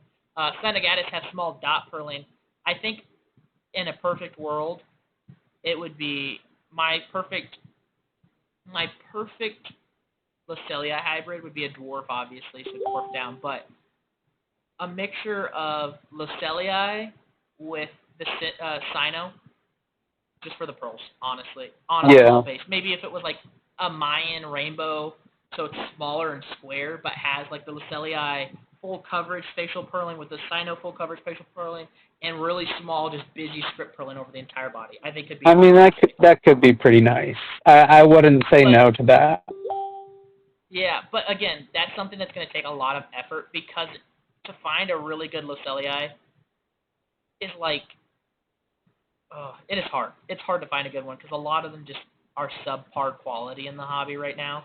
And Yeah. I would say a lot of the good lines look like they're from Germany, and a lot of our American lines are kind of basic, really blocky pearl structures. Now, don't get me wrong, the blocky ones can have some slight like script purling on the cheeks, but it's not like super insane full facial script purling all over the place. That's a hard find. And if you can find Yeah. that, that could make amazing hybrids. And obviously, everything we hit upon, multi or Freddie, applies here with coloration. So if you kind of want to use them, if you don't want to use Fred and you kind of want to use something with more of a blue silver pearl base, these could be it. But I would highly suggest if you're using Luceli to go more into a Veja because it looks like they don't put up as much of a fight genetically for Parachromis shape as other Parachromis species do. Yeah, which could definitely be a big benefit going in that direction. And that's always something where, you can use both species to try and get a little bit of both things going into it if you really wanted to. And it would be I mean, worthwhile. if it was like a Luceli Freddy and it was used to like enhance the purling, like the script purling, because I know the Freddy have like nice thick cluster of smaller pearls on their cheek, and if that genetically alters the Luceli to have more busy script purling, I would enjoy that before moving it over to like Cyanogatus or Mayan or something like that. But For and the shape. Freddy just tends to have a little bit brighter color, so bringing that along with it too. And that's something you could easily definitely make a two blood and, breed it to F2, maybe F3 just to be really certain on the genetics, and then cross the F2 or F3 out to that two blood into something else and go from there with it. I would agree. But that's about the cap of Luceli. If you're wanting really busy script purling and you want to lean more Veja, you want some coloration, Luceli is a good choice. I'm not going to glaze it too long, but I think we should go. I know we weren't really planning on it. I think we should go over RTM for like maybe a minute. Why we don't like RTM? Just because we're hitting the other stuff pretty hard, and somebody's out there is going to be like, well, I didn't. Yeah, I know. It's a popular one. We can't ignore its existence. Favorite Parachromis. Yeah, so we will still talk about. Or RTM, which I'm gonna pull up. I'm gonna pull up their page real quick. I'm gonna push down the Dovi now. I do like them as a species to some degree. I mean, the females are obviously so good looking. Oh my god! As a pure, I think RTM are one of the hardest to compete with, especially if you get a really good male. The issue is getting a really good male. Yeah, you don't see a lot of those. I think for hybrids, people kind of forget the fact that they're sexually dimorphic. Now, Freddie and Luceli are also both sexually dimorphic, and so are RTM, so are Dovi, so are technically Jaguar. What does this mean in hybrid projects? It means that when you breed them, your females and your males will be subject to whatever the genetic coding is for that sexual species. In this instance with RTM, that usually means that the males are going to get a little bit better purling, and the females are going to come out with better coloration, which, an example, I think the Mayan RTM shows that perfectly. Female come out with really nice barring, great yellow, great orange, and the male came out like brown with a little bit of purling on him. Yeah. Right? Can you hear me? Yep. Yeah. So I think people kind of get caught up in the female of RTMs.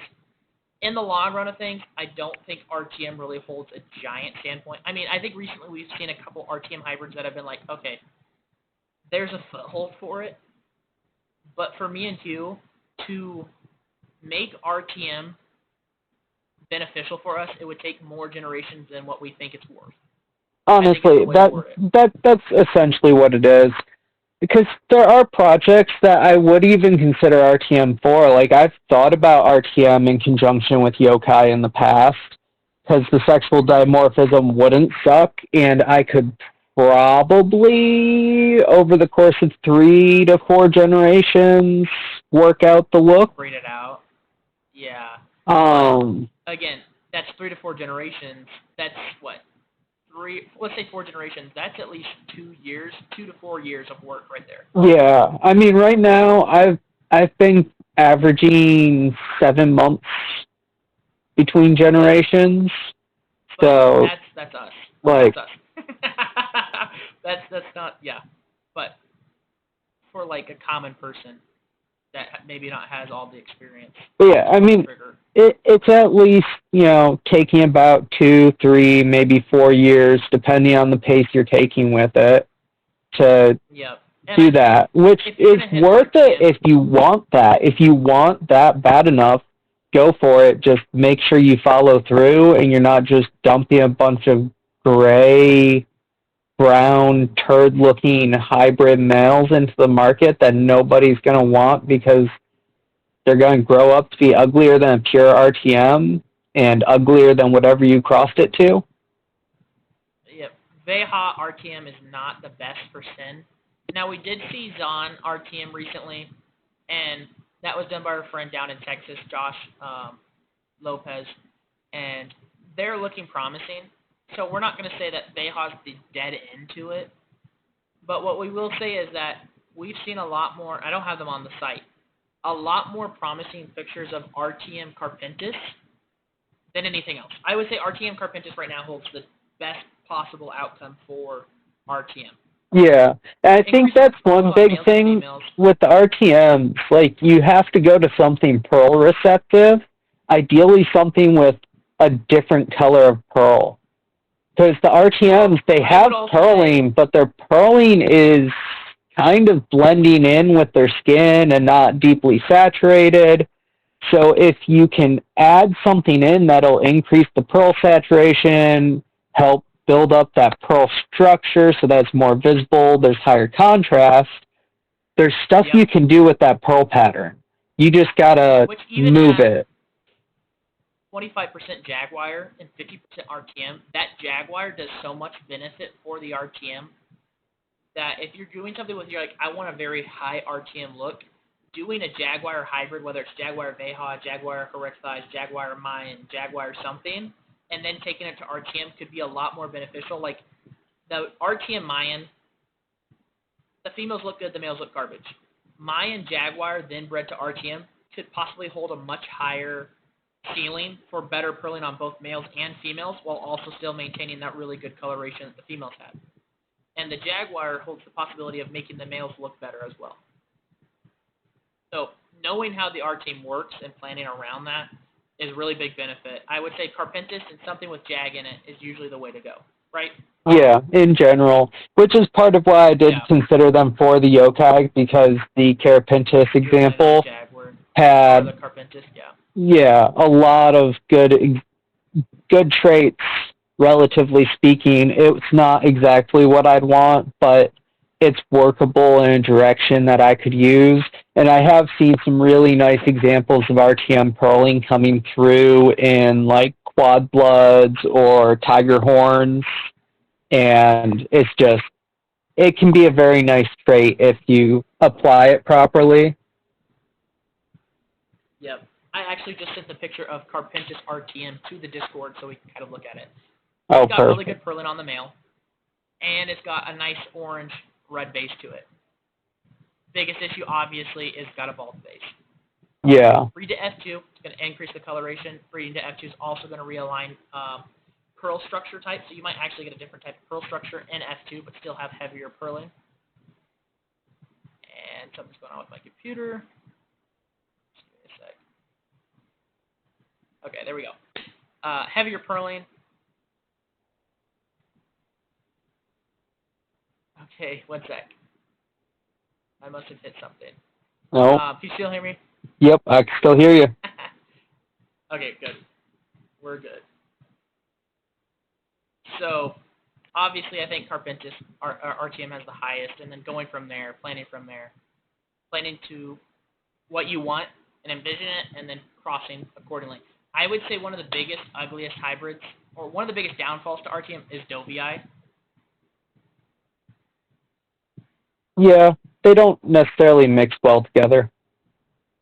I would say the female Dovi mutes the coloration of the RTM, and then the RTM purling with the Dovi purling is really like hoping for the best, but most of the time it's not. Like once in a while you'll see an RTM male Dovi mix, and you're like, wow, that's got good purling. But most of the time it's kind of like it's not better than either of the pures. Yeah, that's fair. So that's kind of watch out for Dovi RTM hybrids. Now, obviously, there's a couple examples where it's like Dovi RTM Jaguar, and again, I'm saying heavily that the Jaguar is doing the heavy lifting, which I think is a good spot to transition to Jaguar. Right. Yep. Let's go for it. I'm so stupid. I keep forgetting to put Cichlid, so I'll put Luceli, and it shows me a place versus the Cichlid. Way to go. But, right? So I put Jaguar, just pulls up the car and the animal. Jaguar, the king of Parachromis, in my opinion. It is certainly up there. It's hard to compete with because it does show so well. Especially if you've seen them, like, pictures don't do it justice. That's a fish that you need to see how it moves to appreciate it so much. Because the reflection of the white, silver purling. Yeah, the way the fins move, the way the gills and the body moves. Like, when they're showing off, they're incredible. It's an elegant fish.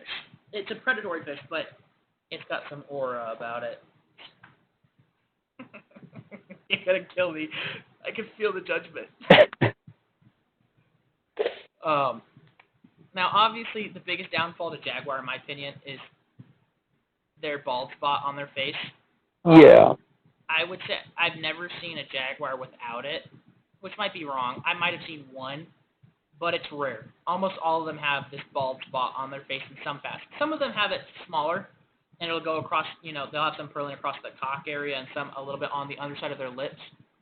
But almost always they'll have a bald spot in some facet. So that's something to plan around. Obviously, there's different localities of Jaguar, which have different pearl structures. And planning on that also is going to be something that will benefit you. Jaguar is something that is able to give you silver or white purling, which we've seen a couple times. Yep. Mets, Jaguar, Carpentis, Veja crossed back to a sin-based Veja hybrid, getting white purling from the Jaguar was very clean. Yeah. So if you're after white purling without fader, Jaguar is something to look into for that pearl structure. If you're looking for silver purling, they're there for that pearl structure. I would say Jag and Sin are like two of the big ones for getting to white pearls. I would agree. Yep. A lot of times you'll see with Sin hybrids like conflict crosses very frequently get white purling. Even like Sin hybrid into SRT, that's thrown lots with white purling. But Jaguar consistently, outside of like directly to Carpentis or Cyano, gives very white pearls in a lot of mixes. I love them. And they also, again, they do take on blue purling if you wanted blue purling, which I know we have some people working towards a blue Jaguar hybrid. And they're trying. They're looping for a specific goal, which I can commend them for. I think that's going to be really cool long term if they're able to. Yeah, I appreciate how much effort they're putting into that. I will say, I might be a little bit biased, but I'd almost rather just have a Jag Carp from David, because those are nice. Shut your pile. And they don't have flower horn in them, which... I'm not even just talking about the flower horn line, because there's also Josh Turner trying the Palm SRT route. Which I really like that route. I don't think their turning out is good as I had hoped, but we've also seen Jaguar delay development in Vieja hybrids, which could because potentially so be, high. Yeah. yeah. So I think there might be another stage in the development that we're waiting on with that, because where they're at tracks really similarly to where the development was on the Jag Vieja that Harold did. I would 100% agree. Um, and obviously, with Carpentis Jaguar and F2, you have that higher chance of getting the Jaguar shape increase, Jaguar Perlin increase, while carrying over a thicker blue with the realignment, which David's trying to do right now, which I think is phenomenal. I think that's a fantastic choice for that cross. Oh, yeah. I'm super excited for what he's been doing with his. Me too. The GT75 mix. Yes. Oh my god, I can't. So excited! Wait. It's gonna be so good. Yeah, the Josh Turner's mix, the Palm SRT with Jaguar. The F2s to that have a high ceiling for a possibility of having red skin though when the SRT realigns. Yes, that is definitely a possibility, especially with that line. Yeah, which I think is really nice. Obviously, with David's GT75, let's say, what is this? What we're gonna theorize of what could be a really good mix. Let's say David hit F2 GT75 Jag Carp, which would be 25% Jaguar. I think that has a great possibility of being red skin with how high percentage the Veha is in that mix. Yeah. You could then use that GT75 Jag Carp mix back into like an F2 or F3 off of Josh Turner's mix to increase the Veha as well as increasing the Jaguar. Whereas if you were to take it back to Carpentis Jag, you're going to obviously lower that percentage and lower the rate, but you're going to increase the Jag percentage and Jag look again, but you're also increasing the blues. And it all depends on what you want for a mix, but I think GT75 F2 taken to an F2 or F3 Palm Jaguar could be fantastic for getting a red skin, either white or blue pearl Jaguar. Yeah. Let's be honest, a red skin Jaguar in any facet, whether it's blue pearled or white pearled, would be freaking awesome. Honestly. It would be RTM on crack. Like, I mean, that's the whole reason people chase Vader. Yeah, is for the red skin. Now Jaguar is really dominant, even at 25% in hybrids. We've seen it be pretty dominant for shape. We had a friend, Josh Lopez again, in Texas.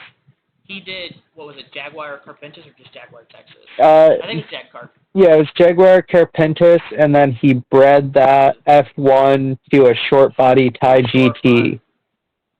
Yep.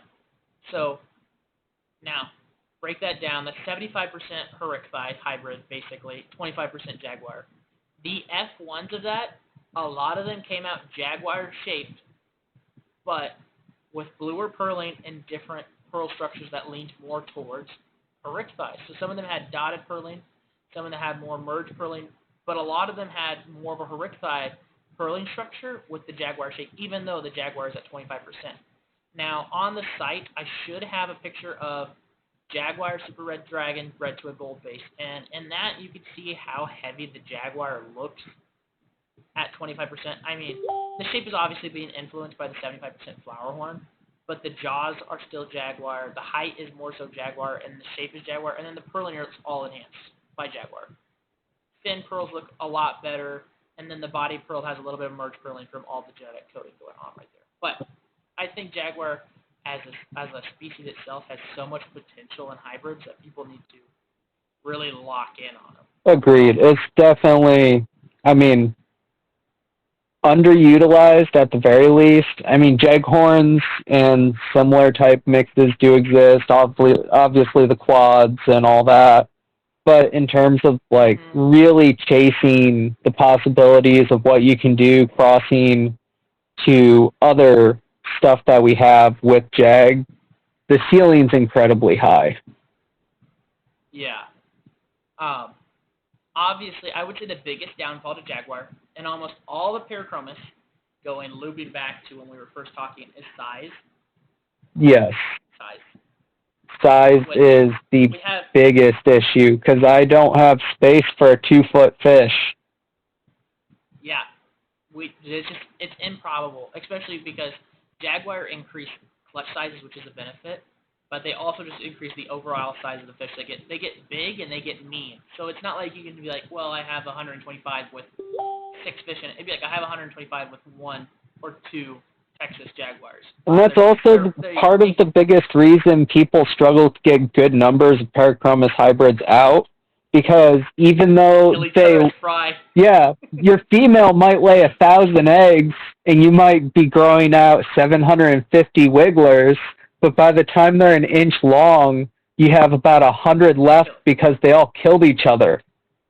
And then by the time you get them up to a sellable size, you've got like 35 of them, because out of that 100, the rest got killed.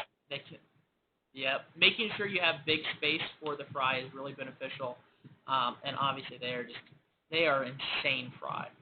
Now, we kind of have, 3 routes to dwarf Parachromis that we've seen. I would say we could hit on Gram first, or we could hit on Firemouth first. We kind of glazed Firemouth, so I think it would be a little bit easier. Let's hit Firemouth, and then we'll go to Gram, and then finish out with Death-Eye. Okay. So, if we go straight to Firemouth, Death-Eye. Obviously, this is my experience with Firemouth Jaguar, because it was mine. Yep. Full hands-on. It did a good job on dwarfing the size. After about 1.5 years, it was about 6 inches, maybe max. Which is really beneficial for a Parachromis hybrid because they get big fast. And the shape-wise is not that bad for a Parachromis. I've seen a couple other Firemouth hybrids that have more of a hunchback, so making sure you're using good quality breeders is going to be is going to be crucial to the long-term longevity of this project, but it's a possibility that Firemouth or other, Thorichthys, probably Thorichthys, but Thorichthys have the potential to dwarf it. Now, some of them are bigger, so that's something to be aware of, but some of them are also smaller. They have different pearl types, color types, shapes, but just kind of hitting on the basic one that everybody can get is Firemouth.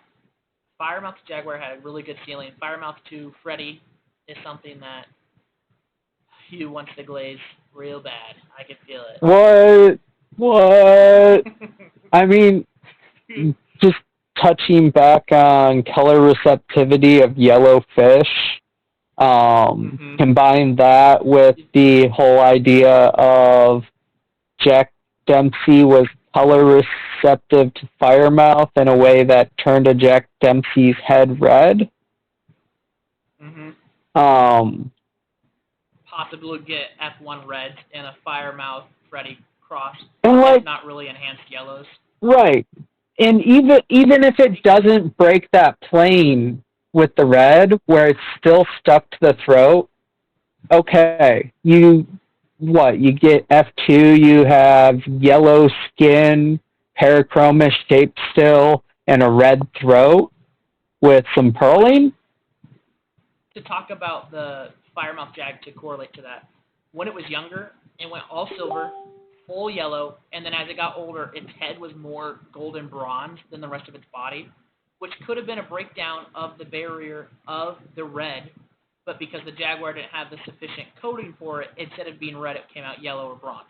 Right. No, honestly, I think a lot of what's happening there is just because the Jag having so much melanin in its skin, that's what the Jag's genetics are trying to produce and place there, and the carotenoids from the Firemouth combining with that, you're just kind of getting muddy colors there, because it's trying to put the pigments there, but it's not necessarily putting the right pigments there. Yeah. Right before the Jaguar genes really activated on the fish, it was full of yellow. And then once the Jaguar's genes, it turned to a bronze brown. But yeah, that possibility of redoing that, like Fire Jag, but with Freddie. Come on, man. You know it's going to be better. I would say that's a high ceiling. You know it's going to be better. You can't see it right now, but I'm judging you. Well, no, I definitely think it has potential I would say it has the possibility to be better if it's done by the right person. It also has the possibility to be a lot worse if it's given in the bad care. I mean, agreed, but that's everything. Yep. So I would say it does have a high ceiling. If you're going for dwarfing Parachromis, Multifaceta, Feticilla, Jaguar, Thoracifies, and Firemouth could be a really nice base long term for you guys to do that. Which I don't know if you want to hit anything else before we go to Grammodes. Grammodes. Yeah, whatever you want to call them. Grammodes. Anything else about? Yeah, let's move on. We already talked about Firemouth a lot. Yep. So Grams, I'm going to start with which picture? I'm going to start with the top picture. Either or, don't matter. Yep. So top picture, I think, is a really good one about size. Let's see. They kind of max out at 8 inches, but some places say 12. But we really haven't seen them get that large, right? Yeah, I mean, as with almost all cichlids, there's a range of what different max sizes are claimed for it. The majority of everything I've read on them says 8 inches, with a few sources ranging beyond that as high as 12 inches. Somebody just had a Dovi eye. They didn't know. They're like, why is my gram so big as a Jaguar? Which is sad because that's a high possibility. But yeah, about 8 inches max, and I mean it's not exactly Dovi. Wow, you've messed me up today. All right. Anyways, it was the Benjamin.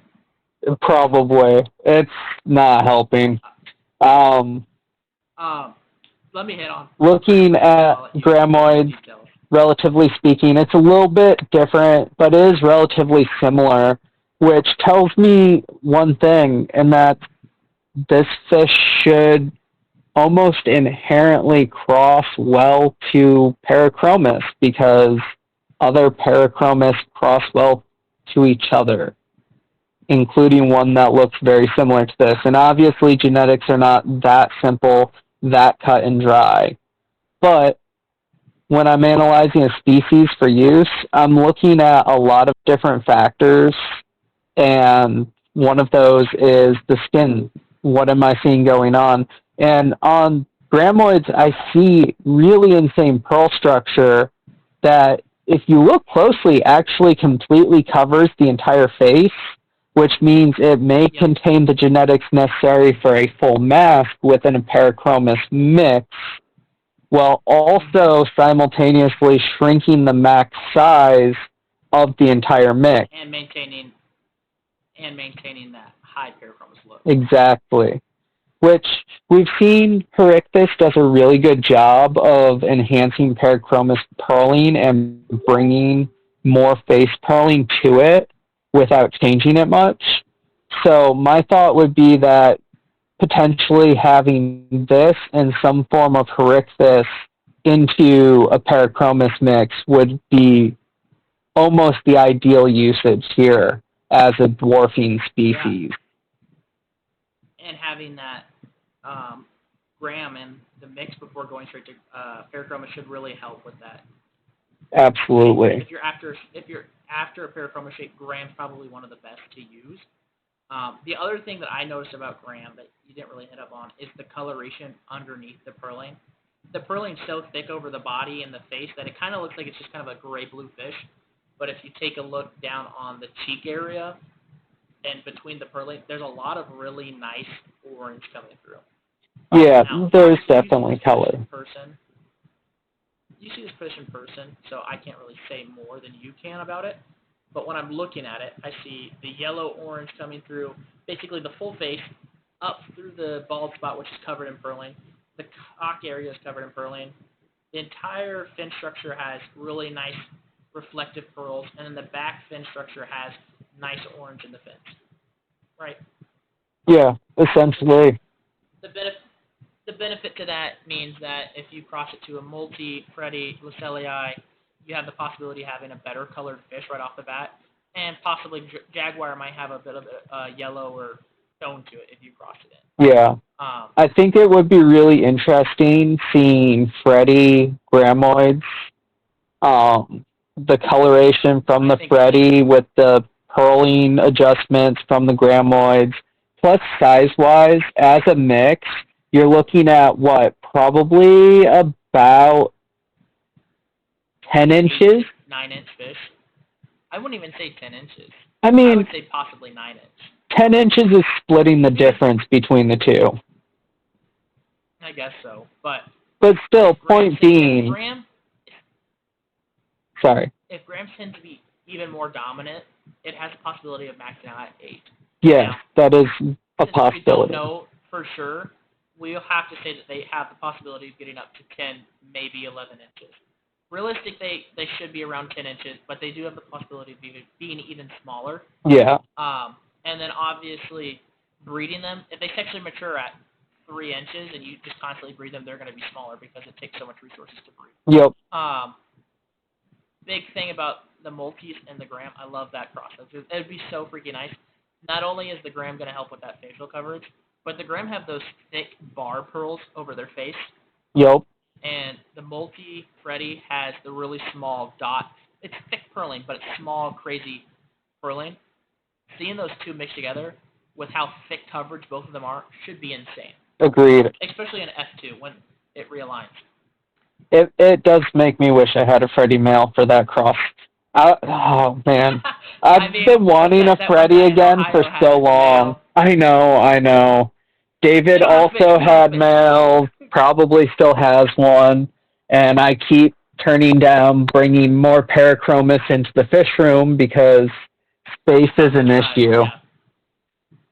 Always. But I will say, if there was another Parachromis cross that could sell me right now, it'd probably be Freddie into Grammodes or Freddie into my yokai, because I think the Depi would work really well with Freddie as well. Wait, you ready to go over towards Depi? I mean, if you're ready. Yeah. So I'm going to pull them up real quick. You kind of cover them as a species right now, kind of what we think about them, what we've learned about them while I pull them up. So, Depi, small, lesser-known Herichthys. They max around 8 inches. There have been some pond-raised ones that look to have exceeded 8 inches in the past, but in general, the majority of the ones we see in the hobby are usually somewhere around 6, 7, 8 inch range as adults, max size, which is really not super small relative to the fact that a lot of the other Herichthys only get about 10 inches. But relative to the massive size of Parachromis and even some Vieja, it is definitely worth noting that these are less than half the size of a lot of other species people are working with, which could have some really good application, especially when you look at their pearl structure. They don't have a very well-saturated pearl overall, but they do have purling that covers the majority of their body and has a silk-like structure to a good portion of it. They also have some really cool red dots that show through between the purling, which look to be fairly heavily pigmented even from a very young age. You also have the... my brain just farted. Man, I was on a roll there for a second. Yeah, you were hitting all the products I was thinking. Coloration on the face underneath the purling.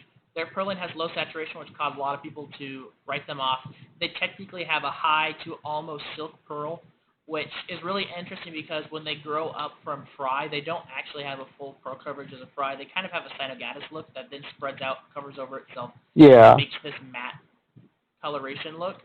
It is really, really interesting because it seems like, from what I saw keeping mine and breeding them, and with raising hybrids off of them, it seems like the purling just indefinitely continues to spread, which obviously we see that in most Herichthys, but it's almost an exaggerated form of that with these guys.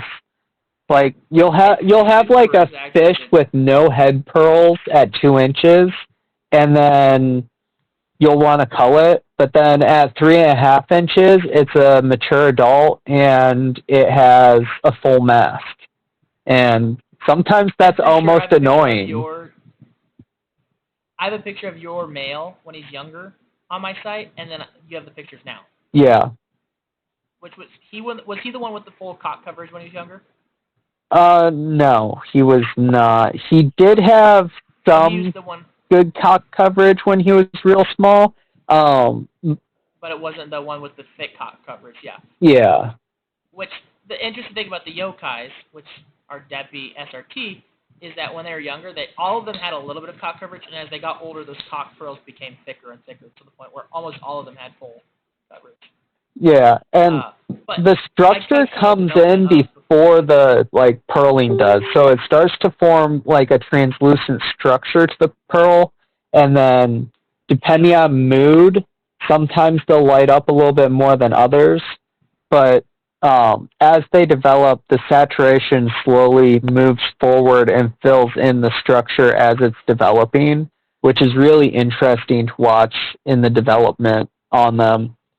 Makes it really cool seeing a fish that you were almost kind of disappointed in turn into something that is actually pretty cool. Yep, I just showed them the before-after photos, the before photos on the site, and now I'm showing them the photos on Discord, which has full cheek almost merged, the full facial and cock furling, as well as the full body. And tell them how big this fish is after however old it is. He is 5.5 inches right now.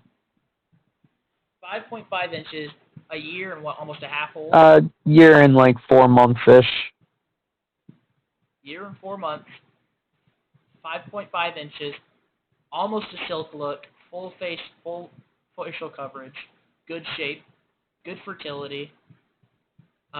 This one's color is getting covered up at this point, but a lot of them came out actually with some nice red coloration that we're not seeing. You could show his F2 daughter to... That's what I'm going to right now, is the F2. Which the F2, you can see, has a thicker pearl, which is really interesting because this one is even smaller than the pictures on the website, and this one looks better than those, which this one has a high ceiling of what this is going to turn out as the Depi pearls increase the purling as it gets older. Its pearl saturation is also a lot thicker, which I think we can tell because they're a lot shinier. And the base coloration is looking pretty what? Orange in person? Yeah. Orange? It's usually kind of like a burnt orangish, which is actually pretty similar to the color of the dotting on the Depi face, which I think is interesting. I do think some of it is the SRT at play because the line that I use does have the very good 100%. Color in unfaded males and females. But I think this I think it's the SRT. Yeah. I think it's two things. The SRT obviously had a boosted Veja genetics, which had it have really good red skin. But we've seen that SRT line cross to Carpintis and Cynogatus without having nearly as much color as the Depi has. Yeah. Which shows that the Depi has a higher color reception than the other Herichthys. Agreed, especially considering the male I use doesn't even necessarily have the red skin. He just has the very dark base. Yeah, he's got the dark base, which is just crossed fantastically and to Depi. Now, obviously, so the benefits of Depi is smaller size, 5.5 inches, is really, really good. Highly fertile, good coloration coming through, and the pearl structures are really unique, which could make Parachromis hybrids really, really interesting. It could be something like Carpintis on crack. Carpintis Jag, if it had Depi, might be almost silk-like. Yeah. Right? And with what? The Depi saying that they max out at 8 inches, I think is what we were saying? Yeah.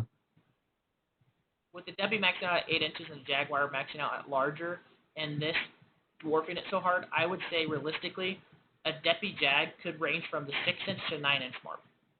Maybe 10-inch. But even then, I would say at minimum you're at least bringing it down under a foot. Yeah, as long as you bring down under a foot, and you could technically breed that back to Deppy to reduce the size even more, because we know that Jaguar is so dominant in 25%. So I think these three species, Gram, Firemouth, and Deppy, all three hold high, possibilities, high ceilings. Yeah. Into dwarfing some Parachromis down. Agreed. To how we apply them, which on the application you wrote Snook Dovi and faders and shapes. So what do you want to hit about that specifically? I think one thing we need to say about Dovi is it is not I said this in my fader video. It is not exanthic. Anybody telling you a baby from a red Dovi saying it's head exanthic is lying to you. And it's not guaranteed to fade. And if you breed quote unquote head exanthic Dovi to head exanthic Dovi, you're not guaranteed to get any faders. So it's not exanthic. It's a fader genetic. It has to visually be showing it basically to pass it on. Yeah. Yep. So just to let you guys know that, because we've seen it too many times in the last year or two as one of the importers and sellers has been making up terms for X, Y, Z and spreading a lot of false crap in the hobby. That I just got to nip that in the butt real quick. But faders into the dwarf application of Parachromis. So one species we haven't really talked about much, but you actually talked about a little bit in the last video, was red snook, or snook in general, since there is the option without the gene. But they have kind of an unusual shape, so to say. Mouth. Yes. Which I actually think is kind of a cool trait and would be really interesting into Parachromis hybrids. If it was stabilized, probably. Yes. Stabilized properly. That's what I was looking for. So, point being, something I think deserves mention in this conversation. And then obviously the correlation there of red Dovi. You say it so wrong, I'm sorry. I really don't care. That's the funny part. I say it how I It has me all messed up on everything. Anyways. They both carry a fader gene that could be very accessible for hybrid projects. Jaguar also carries gold gene, which is a really interesting one, and a chance at xanthic gene, which is... Which xanthic and gold are two separate genetic mutations. Yes. With the only reason that people get them so mixed up is that the xanthic gene was found on the gold population, which means that Dan was breeding golds, and one of them came out xanthic, and then he kind of separated them. So a lot of times you see xanthic and gold correlated together because it was found within that population. Yep. Does not mean that they're the same trait. Yes. Xanthic does go through like almost a fading process, and gold does not. Gold is, if you breed it, it's a recessive trait. It's going to come out as long as you loop back properly for it. It will come out and be visual once the babies are big enough to see some coloration on them. The xanthic is going to have to be something that you have to wait till it goes through a fading process for. They are two separate genes. This kind of something that has to be said. All right. And jumping off that, exactly the point I wanted to make with this is, why in the world is nobody putting genes to use like they should? That's not this video. That's not this video. I know. And right, I'm not gonna go too deep into it. But I'm just saying. That's a 2-hour rabbit hole right by itself. It is, and we're not going down that rabbit hole right now. But just as a point of reference, and set up the ending of this video.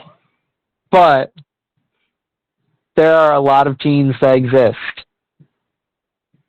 Simple things like recessive and dominant genes are very easy to breed for with a very small amount of knowledge about genetics.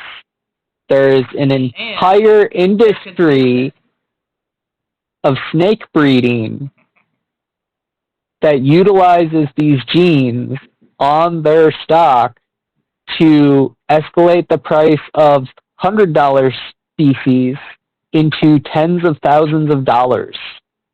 I'm not saying we need to be doing $10,000 designer fish, but what I am saying is, why aren't you using genes to do what they're already doing in all of the other similar industries? We have access to them. 100%. We can use them. We have leucistic, piebald, xanthic, gold, like electric blue. I think it's, and then we have albino, but it's so rare because nobody freaking knows how to breed. Yeah, the albino's frustrating. Hopefully, maybe someday off albino firemouth or something, we might be able to get access to it. But I mean, yeah. We see marble crosses off of Vieja. We occasionally see calico and lewistic and polar blues, and we see faders, and that's it. Yep. Like, there's some stuff that we have. It's here in the States. You can probably get it wherever you live for the most part, either through a local fish store off their order list or off of somebody you know through a Facebook group.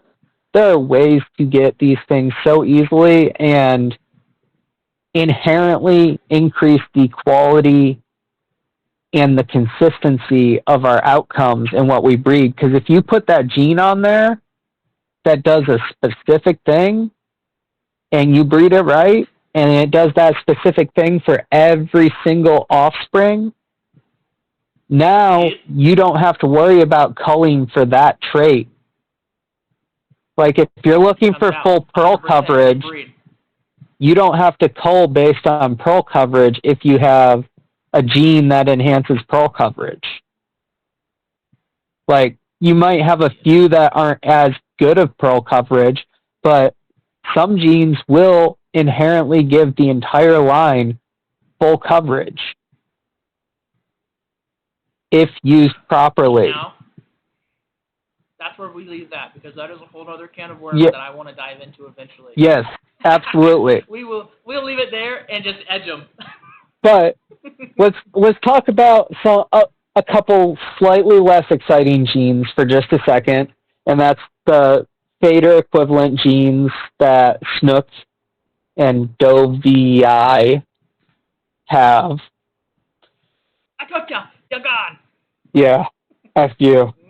Hilarious.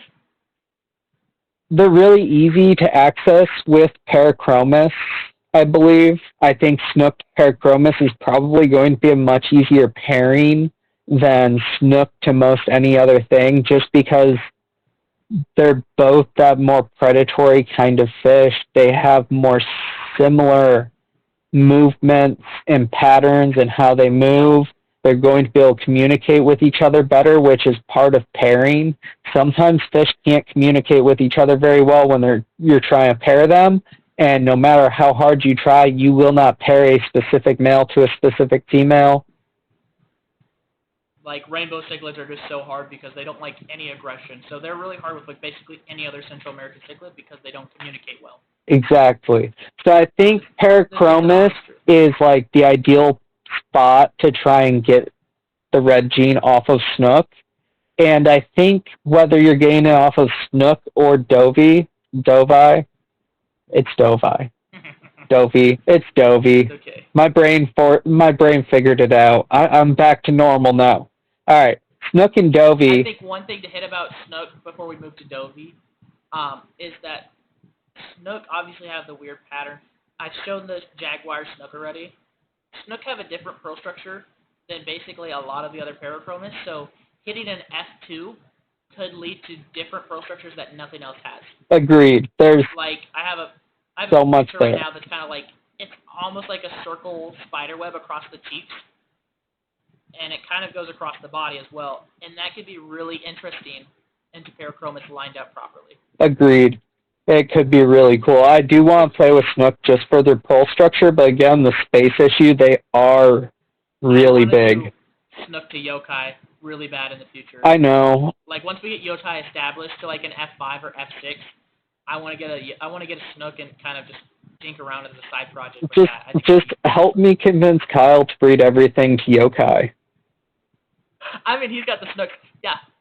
He also has the Freddies, and he has something else I want, and a bunch of other stuff I want.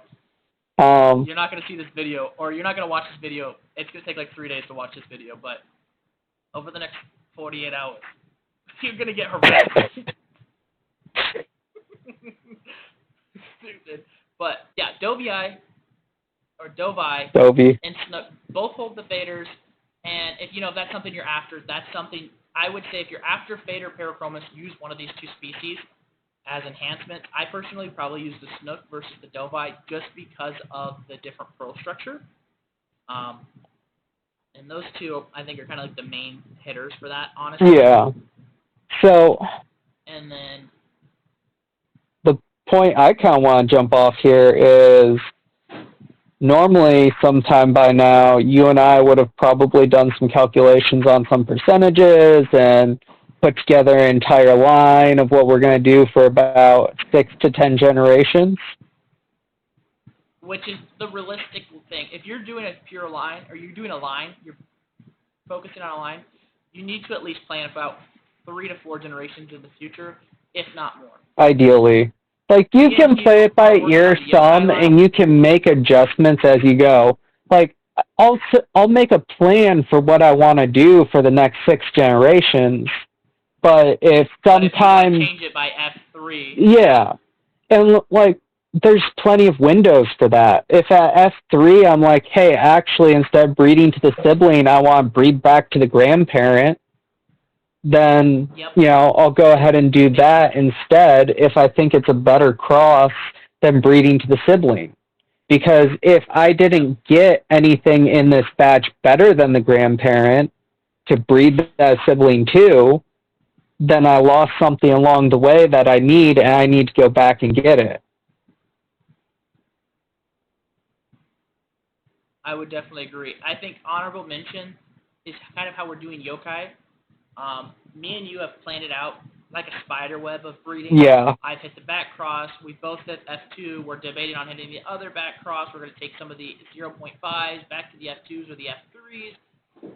Working in pairs or groups on a specific project, whether you're all working on it the exact same goal or slightly different goals, is really beneficial and something that we don't do in the United States. A lot of breeders will isolate themselves and isolate their projects, which actually hinders genetic variation and diversity, which is beneficial. By the time I breed F4 on my yokai line and Hugh breeds F4, we can then I can take one of his F4 and he can take one of mine, breed it together and produce F5 versus having to take an F4 back and kind of take a step back to make more steps forward. We can just continue to work forward on our goal. Yep, exactly. So working as groups, because in Asia, they will take a breeder male and they'll move it for multiple farms. Farm A breeds it to 3 or 4 different things. Farm B breeds 3 or 4 things. Farm C breeds 3 or 4 things. Farm D breeds 3 or 4 things. Farm D now produced a really nice fish. Now Farm A, B, and C all have genetic material, or when they take the Farm D male and they bring it back to their stuff, they realign those alleles. That's the big thing, So like the group there. Yeah, working in groups and having genetic realignment is really beneficial, especially when you guys have a similar end goal. Mine and Hugh's end goal for yokai and Kyle's end goal for yokai are all slightly different, but because of the genetic similarity and the communicated goals of all of our stuff, we can all trade back and forth, knowing that it won't disrupt our main goal, but also add to the genetic diversity without having inbreeding depression done.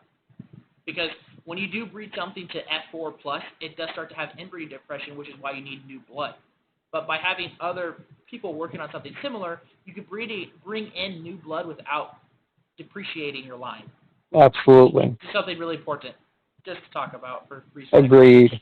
Now, you said you wanted to talk about line breeding. Do you want to do the 3-gen or the 6-gen one first? The 7-blood versus the other Fuck one? the 3-gen. Let's just jump into the 8-blood.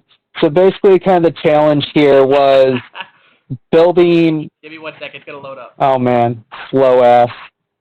It was building Parachromis-esque line, but trying to shrink it down. This is somewhat adjacent to an idea I've had for a line for a long time, And I adjusted some for this video just to make the math simple. My personal end goal on this would be very firemouth forward.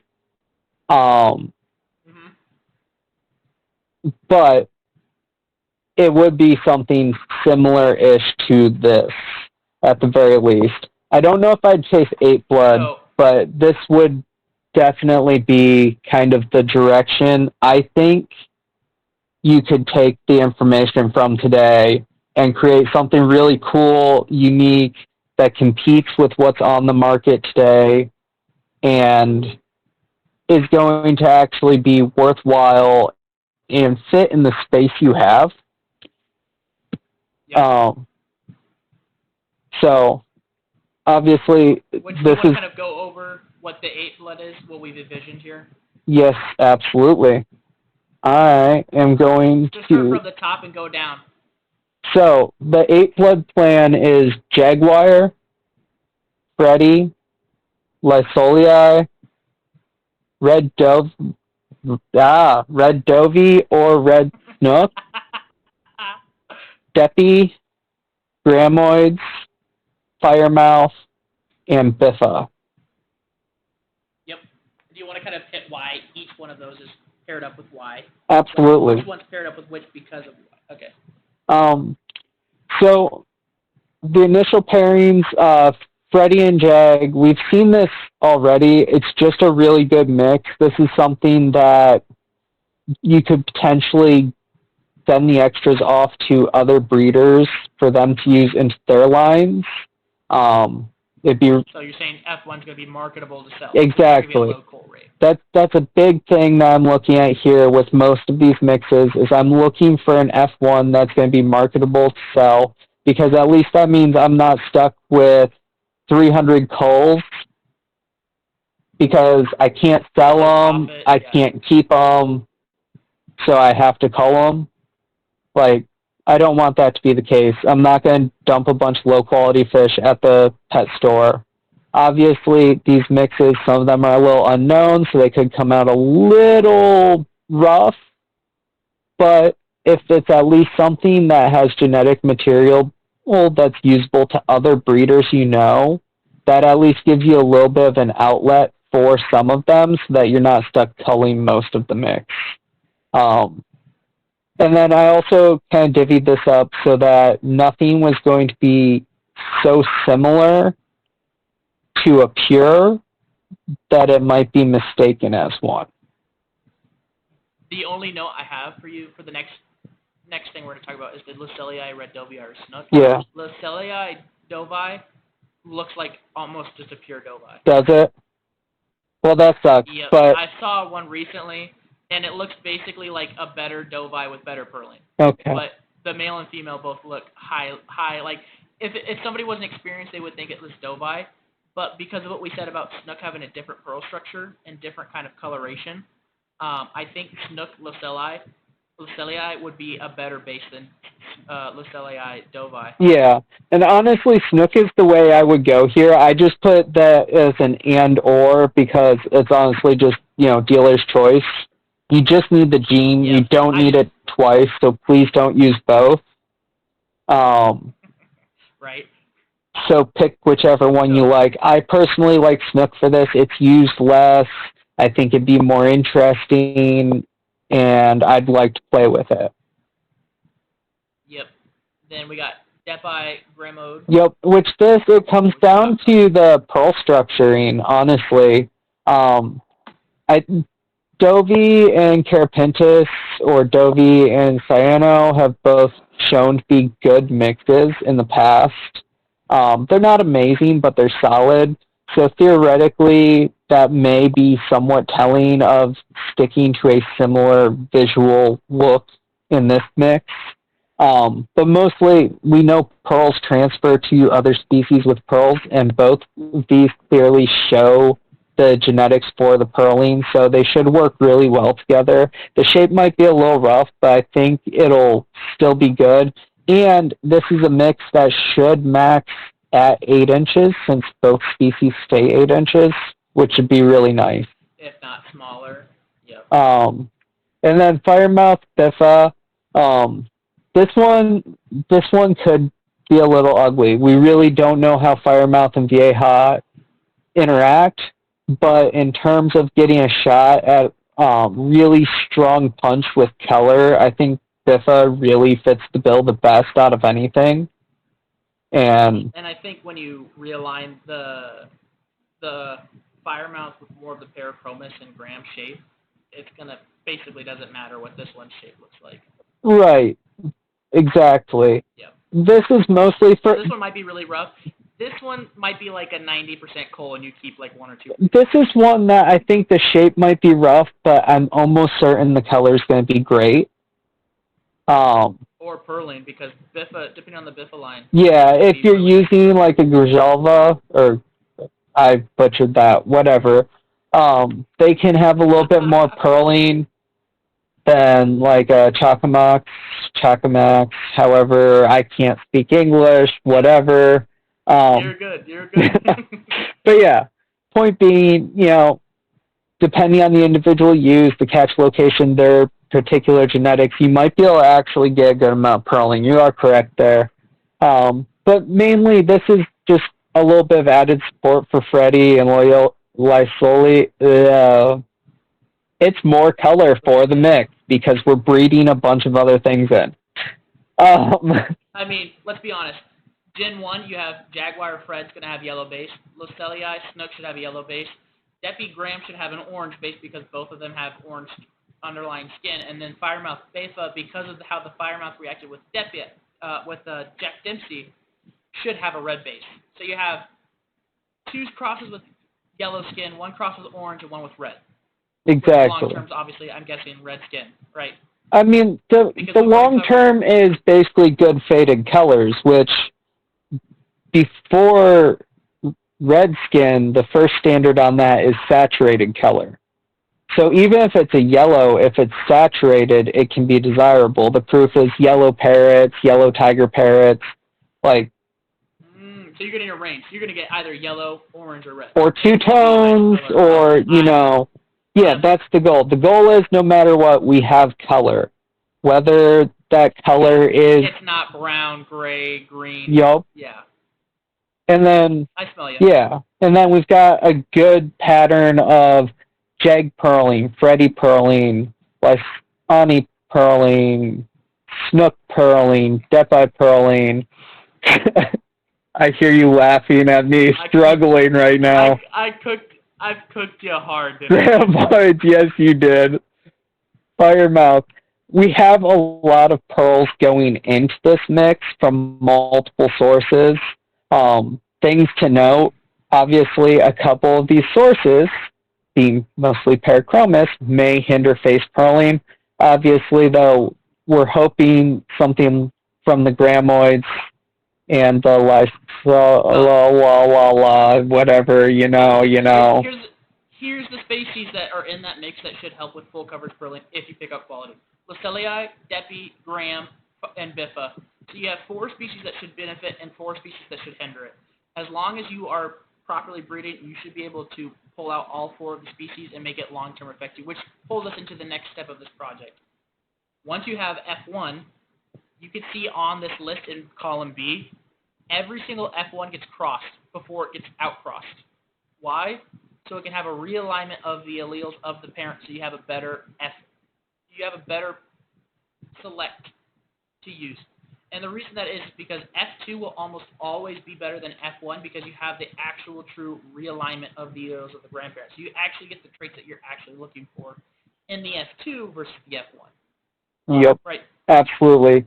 And that's something we're going to repeatedly hammer on every time we talk about breeding anything is obviously you can't inbreed something into being a pug. Well, you can, but you shouldn't. Yeah, but you definitely could. I mean, have you seen Parrot? Right. But to a certain degree, Parrot mouth. You have to do some degree of inbreeding. You can't always outcross because you have to refine what you have in there. Yep. A good example would be Antonio. He did Jaghorn to Jaguar, that was feral. Then he did it to Gold Jag, and then he bred it to another feral Jag, to the point where he didn't have the Gold Jag trait, and he barely had any Flowerhorn trait. Basically just a Jag at that point. He was told by the experts that he should never inbreed, so he just kept outbreeding to new stock. Yep. Which, his line is nice. I'm not going to lie. His line is like F4 or 5. He used really nice-looking breeders with it. It did turn out nice. It's just very, very Jag forward. And it would have been so dope to see that Jag Gold gene resurface while there was still enough Flowerhorn influence to like really get that. Something slightly different. Yeah, it could have been so cool. Yeah. But it is still cool. He did a good job with his line. And he could always get that back by crossing back to somebody else's, Jaghorn or something. I think he's got a generation that's still technically 50% het. Yeah. Because he outcrossed. So if he used that to produce golds and then cross that to maybe like one of the tiger horns or Jaghorns that's being produced out in the DMV area, that could be a really good option. I think Antonio is Florida-based. Well, tell him to help Josh Lewis and get some Vieja or some VTEX. Cross that into the Gold Jag mix. The Haiti. Yeah. Fenrir, and Jag. Yep. It's Jaguar, Red Spot, Thigh GT mixed to a Gold Jaguar. Flowerhorn could be really nice, especially because it's low percentage. Right. You basically have a very Jaguar facing forward hybrid with some Parrot thigh shape and some Vieja also enhancing that shape and coloration and pearl structures, which could just be really nice Jag hybrid basically. Yeah. But yeah. That's basically the importance is hitting these inbreeding generations to allow us to get to F2, where our F2 is still 50% Jag or 50% Freddie. It's 50% parent A and 50% parent B.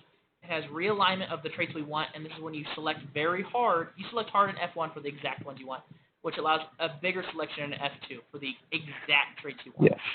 Now, once we have our F2, we're crossing F2 to F2, so F2 Jag Fred to F2 Luceli Snook, and then we're crossing F3 to F3 that is 25% across the board for, again, another generation of realignment for the alleles that gives us F4.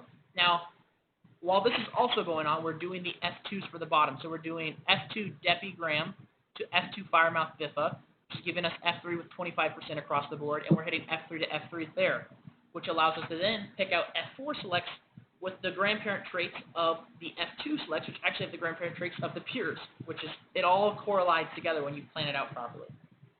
And then with the F4s that are 25% across the board, we can cross that to the other F4 that's 25% across the board, which is going to give us F5 at 12.5% across the board, which is not fantastic because it's lower percentage.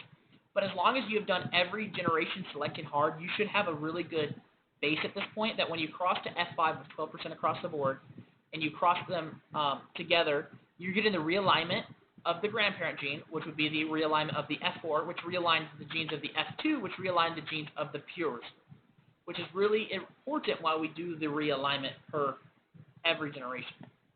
Agreed.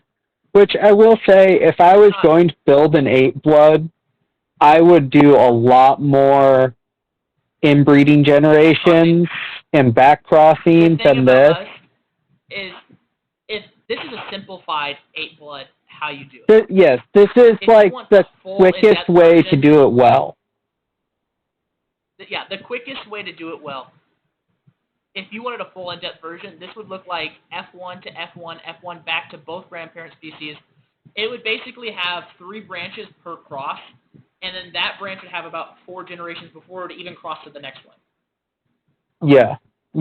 Which means that this would be 4, 8. This would almost be like a 16 to 32 step, which is a lot of years putting into it, which is why it's beneficial to work in groups, because if you're working on, one step and somebody's working on another step, you don't have to waste all your space for both steps. You can really hone in on one. That is a cool thing about this is, let's say it's you and a buddy that want to do a project together. One of you can start by making 2 of the 2-blood mixes, and the other one can start by making the other 2 of the 2-blood mixes. So now you both only have 2 mixes going for it instead of needing the space for all 4 mixes. And that'll... Divided half the work between both of them. Right. Or if you got 4 people that all want to go in on something, like everybody pick 2 species that they all agree on that's going to work well together, plan out an 8-blood project, and the 4 of you see it through to the end. 6 generations to get the, like, fully... Like, you know, you can get it in 5, but, you know, Gen 6 minimum. Gen 6 is the pure realignment. Yeah, once you hit that, you've got it. That's, you know, depending on the species you work with, it might be, you know, 6, 7 months to a generation, it might be a year to a generation. So it might take you, you know, 6 years to get there. But if you're thinking about doing this long term and you've got people in the hobby that you're close enough with, that you can work with them and trust them and count on them, yep. and you know they're not going to stab you in the back, like, find the people you trust, work with them, because if you divide up the work, it's really not hard to make something really awesome, and then everybody involved gets to reap the benefit. And every generation of this is profitable because you've planned it out. There should almost be no fertility issue in this, and every single generation of this board would be able to be sellable in some facet in some arena. Jaguar Fred can be tested. There are some minor things, like some fertility does need tested. Grammodes hasn't really been bred to much. Firemouth hasn't been bred to a ton. Yep. Snook hasn't been bred to a ton. You know. What is this, Jersey Shores? Right. The point being, there are a few species in here where there is questions of fertility issues, because we just don't have the data yet. But at least unlike certain other species, it's not inherently sterile with the best sources of color and blocky shapes in the world. Yep. Yep. So, I think for this video, I'm trying to bring this all together, right? All together.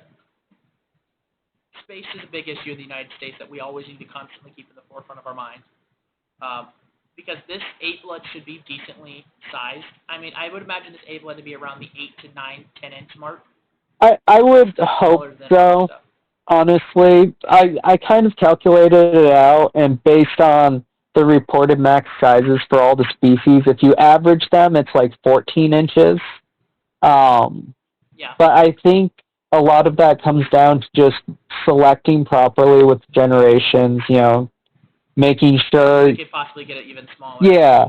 And, I mean, even that 14, I think that's also disproportionately thrown off because of just how big some of the Parachromis are. And I think when you take that and you whittle it down to 12.5%, like, overall, half the species in here are pretty big. Half aren't that big. I mean, Biff are bigger, but not relative to like a Jaguar or a Dovi. So, I mean, this at least puts you in range of, here's a Parachromis style hybrid, but it stays about the size of a Vieja. Yeah, if not a little bit smaller. Yeah. And I think that is a really good base for other stuff, too. So, like, you've established now a hybrid that's smaller than a Parachromis, has a lot of Parachromis traits to it that people could pull off. Because, again, me and Hugh in this video have talked about, if you're going to use Sin, you might as well use Super Red Sin. Because it's an established line that's been bred well that throws out better traits than a pure Sin. Yep. If you establish a line like this that throws out better traits than the pure Jaguar, people are going to want to use this. Why would they want to use a pure Jaguar when they can use this F6 and throw out better reds, but still get a lot of high influence Jag? And, I mean... It's something to think... That's also something to think about if you're looking at building something like this. Because one thing I do when I'm looking at projects is I kind of look at certain hybrids versus certain pures as kind of interchangeable as each other to a certain degree. Yep. So, like, if I want to use Biffa, I'm going to use a Biffa hybrid. I have a bunch of Biffa hybrids. They're nicer than the pure Biffas that I can get. I'm gonna use Diablo 75, Diablo yeah, 50, Diablo Red Spot, Diablo Super Red Sin. Just depends on what you exactly. want. The Death Eye, like, yeah, I love Death Eye. I'd be open to using a Pure in here, but I'd also love to put a Yokai in there. Or if I didn't care as much about size, I could swap that for an SRT or, Yep. something. Like, if I've already got stock that plugs and plays into a project like this, I'll just plug and play the stock I have. So, even, like, Biffa's just an example for Teller. Like, yeah, it's one of the best Teller Viejas. That's why we promote it a lot. That's why I work with it a lot. But it's not just color. It's got better pearl reception, in my opinion, than Sin. Better structured pearls, I should say. Sin has good pearl reception, but it's like spotty. Yeah. Whereas Biffa has like an actual network. Agreed. But yeah. So just looking at some of the options, like, yeah, maybe even if you don't necessarily want to do exactly this project, maybe you pick up a nice, like, tri-blood or quad-blood Parachromis hybrid and add, Red Snook and Firemouth and Grammodes and some Vieja to it or something. You have other options, like, plug and play what you have. If you have a really nice Vieja with great color, use it instead of the Biffa. Nice Parachromis hybrid, use it instead of one of the other Parachromis. None of it necessarily, like, set in stone, do it this way. Like, this is just kind of guidelines. If you want to build your own 8-blood from scratch, you can use the template from this, change the couple of typos where some 5s or 4s, and go through and just change the species names. I see him. I didn't notice him until you said something. I noticed them during the recording. Your OCD was getting in. I think I got them both. I would agree. And this isn't just a template like, well, I want to do a Veha Hericthi mix. There's a lot of species to Veha and Hericthi. Here's 8 slots that you can choose from. Right. Honestly. You want to do a 4-blood? Just divide this in half and do it in 4 generations. Like, this is... Yeah. We've given you basically a template, and I'm sure me and Hugh will go over stuff like this more in the future as well. And I plan to do a separate video all by myself talking about looping. But this planning is very important. Why we've said it so many times in this video. Planning is very important. Knowing how the genes work is very important. You can learn a lot from the website I've built by just staring at how, because I've even organized it in sections. So there's a whole section for Jaguar. So you can look at every single Jaguar and see, well, I know they're all Jaguar. What is Jaguar causing to do in every single one of these? What's a consistent Jaguar effect in hybrids? And just learning those small niche details is really important. Honestly, like, you gotta be hyper analytical about everything, honestly. I mean, it helps being a little autistic, but, like, dig into... Good way to out us. Good way. I'm pretty sure it's obvious. But... Is it? Yeah. Fuck. Anyways. So, I would agree. Being analytical is important on hybrids. If you need help and you're wanting to plan something, you can ask me and Hugh. Don't waste our time. If you don't want to really do it and you're just kind of like, oh, don't ask us if you don't really want to do it. If you're like, I really want to do something like this, I feel very passionate about it, me and Hugh will help you. We will literally give you 15 generations if you wanted it. If we feel that you are passionate about it, we will sit down and help you with all the percentages, what to breed, to back breed, to pick out the exact trait that you are wanting. Me and Hugh have helped a lot of people over the last 3 years together. We're kind of like a yin and yang combo. I'm an extrovert. He's an introvert. We both talked. We can basically be in sync and know exactly what the other person's trying to say when they kind of stumble up. So we are very good at helping people. It's the issue is we are exhausted of people taking advantage of us when we could be helping other people. So if you don't really want to know something, don't text us. If you are really passionate about it, we can tell, and we want to help you. Because if you are passionate and we help you, you help the hobby, and that helps everybody. Honestly, and I think that's a If big you're part of mad, it is we've now gotten to see some of the people that we've helped really, really, like, really grow and start establishing themselves. And it's just been so awesome to see and how much everything's actually spreading and developing, and people are starting to work together and form long-term goals with projects. Like, that's really fulfilling, and that's something we love helping people with. And yeah, it does suck. A lot of times we do get our time wasted by people who aren't really serious about doing it, but that's also just kind of part of it. See everybody succeed. We are not going to give you any information that we wouldn't use ourselves. A lot of Thai breeders, Malaysian breeders, I'm just going to say a lot of Asian breeders are going to lie about stuff so you're not succeeding. Which, I mean, because that is their livelihood. Yeah, and that's a big part of why there's even a necessity for any of this, and that's, it's very... There's a lot of lies in the community, and we're trying to set it straight. Here, this is basically, what is it, the renaissance of hybrids right now. That's what we're going for, man. We have taken, it's basically, we've made the printing press, and we're taking the information and say, hey, take this. Read this information. Study this information. You do not have to go to now the church for the information. You can read it directly. We are giving you the information to hybrids, so you don't have to go to Asia or ask the importers that are lying to you saying, well, you can use Midas because that's going to give... No, do not use the Midas. Do not believe the lies. They have literally told us in the past that Herictides and Vea produce infertile males. When we have seen time and time again that they produce fertile, there's a lot of lies that they've given over the generation, over, I would say, generations of hybrids. That we are at a point that we want to see everybody succeed. I mean, your project may be completely different. Your project may be identical. We're still going to give you the good information because we want to see you succeed as a breeder, because we might fail at it. Show me how many people in the U.S. are actually being successful using the recipes for Red Texas and Compas.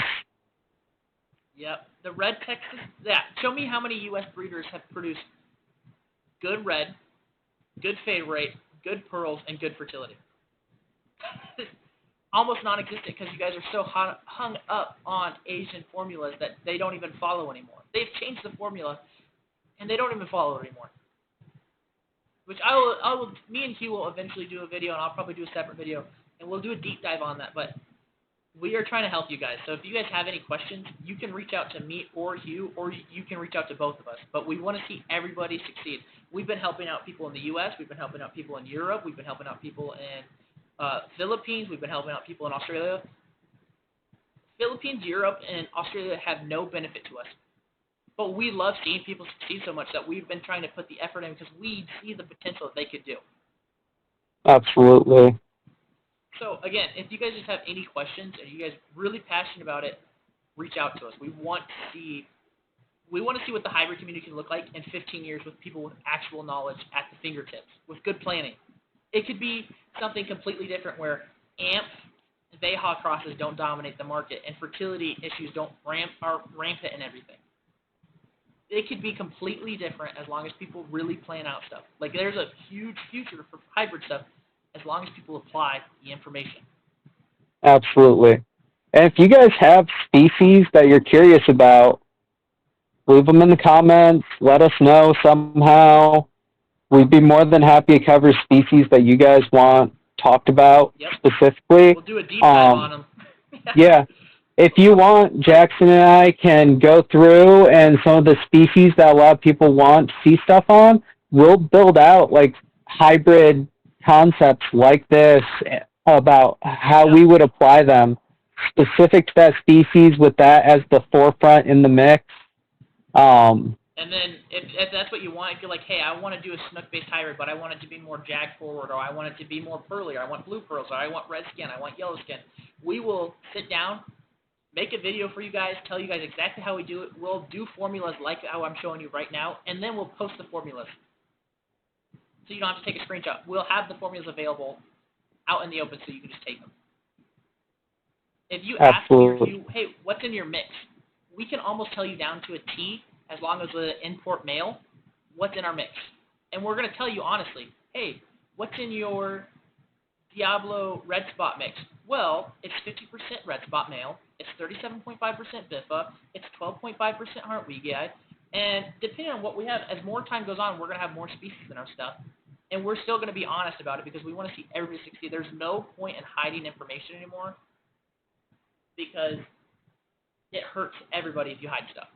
Agreed. I don't know if it's going to be fertile.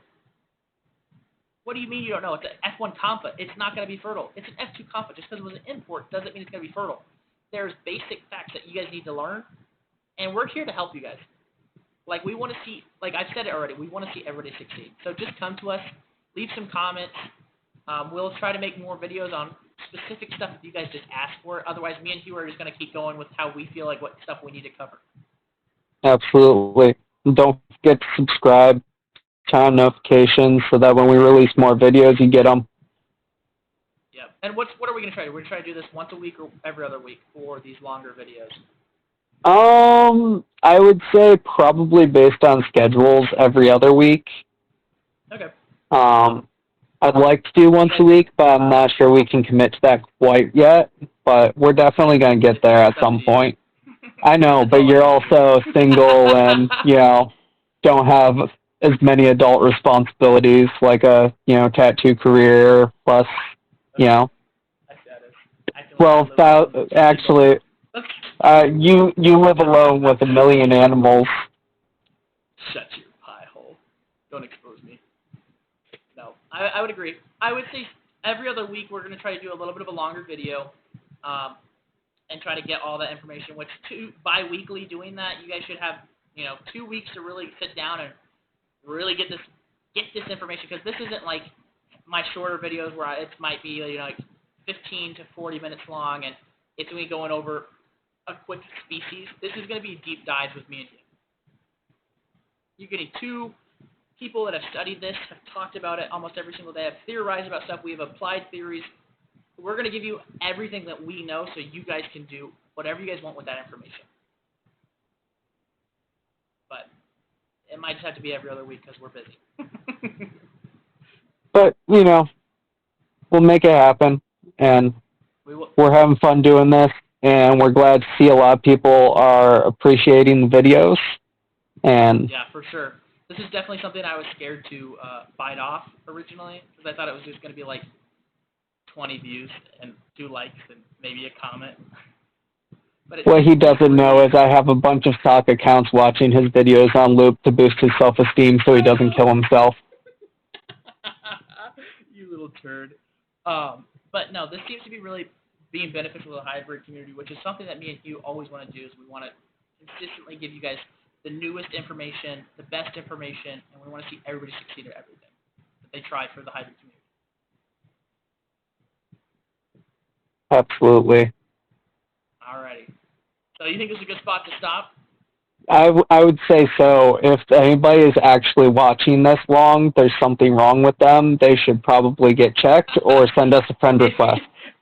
If you have sit down and watched this entire video, send me and Hugh a friend request so we can make a group chat. If you had to watch this in parts, you're a loser. No, you're neurotypical. No, I'm kidding. I'm sorry to anyone who has to listen to all of this. I'm sure somebody will. I'm sure multiple people will. I'm sure it's just going to be divided up. If you guys have listened to all of this, we appreciate it. Definitely want the feedback. Leave some comments. And if you guys have any questions, again, me and Hugh are available on Facebook. And I'm sure you guys see this post on there if you look around in any of the hybrid communities. All right, Hugh, you want to say goodbye? Jackson's far more likely to respond quickly than I am, just so you're aware. If it goes to my message request, I might not ever see it. So try messaging a second time if I don't respond within like a week. Yeah, also, if you guys send me a text message and I don't respond to it right away, just go ahead and comment on one of the videos or my main post on my stuff and be like, hey, I sent you a message, and I will start to search through my messages and my message request, and I'll see if you text me. I could usually get back within a day. Less than a day. Okay, an hour. 30 minutes. Within 5 minutes. Yeah, Jackson's addicted to his phone. such a pothole. But just let us know. Again, thanks for viewing and spending through this time. Hopefully this has helped and enlightened you and makes you want to question more about the hobby and apply more of this knowledge and do something that has never been done before. Peace out, Girl Scouts.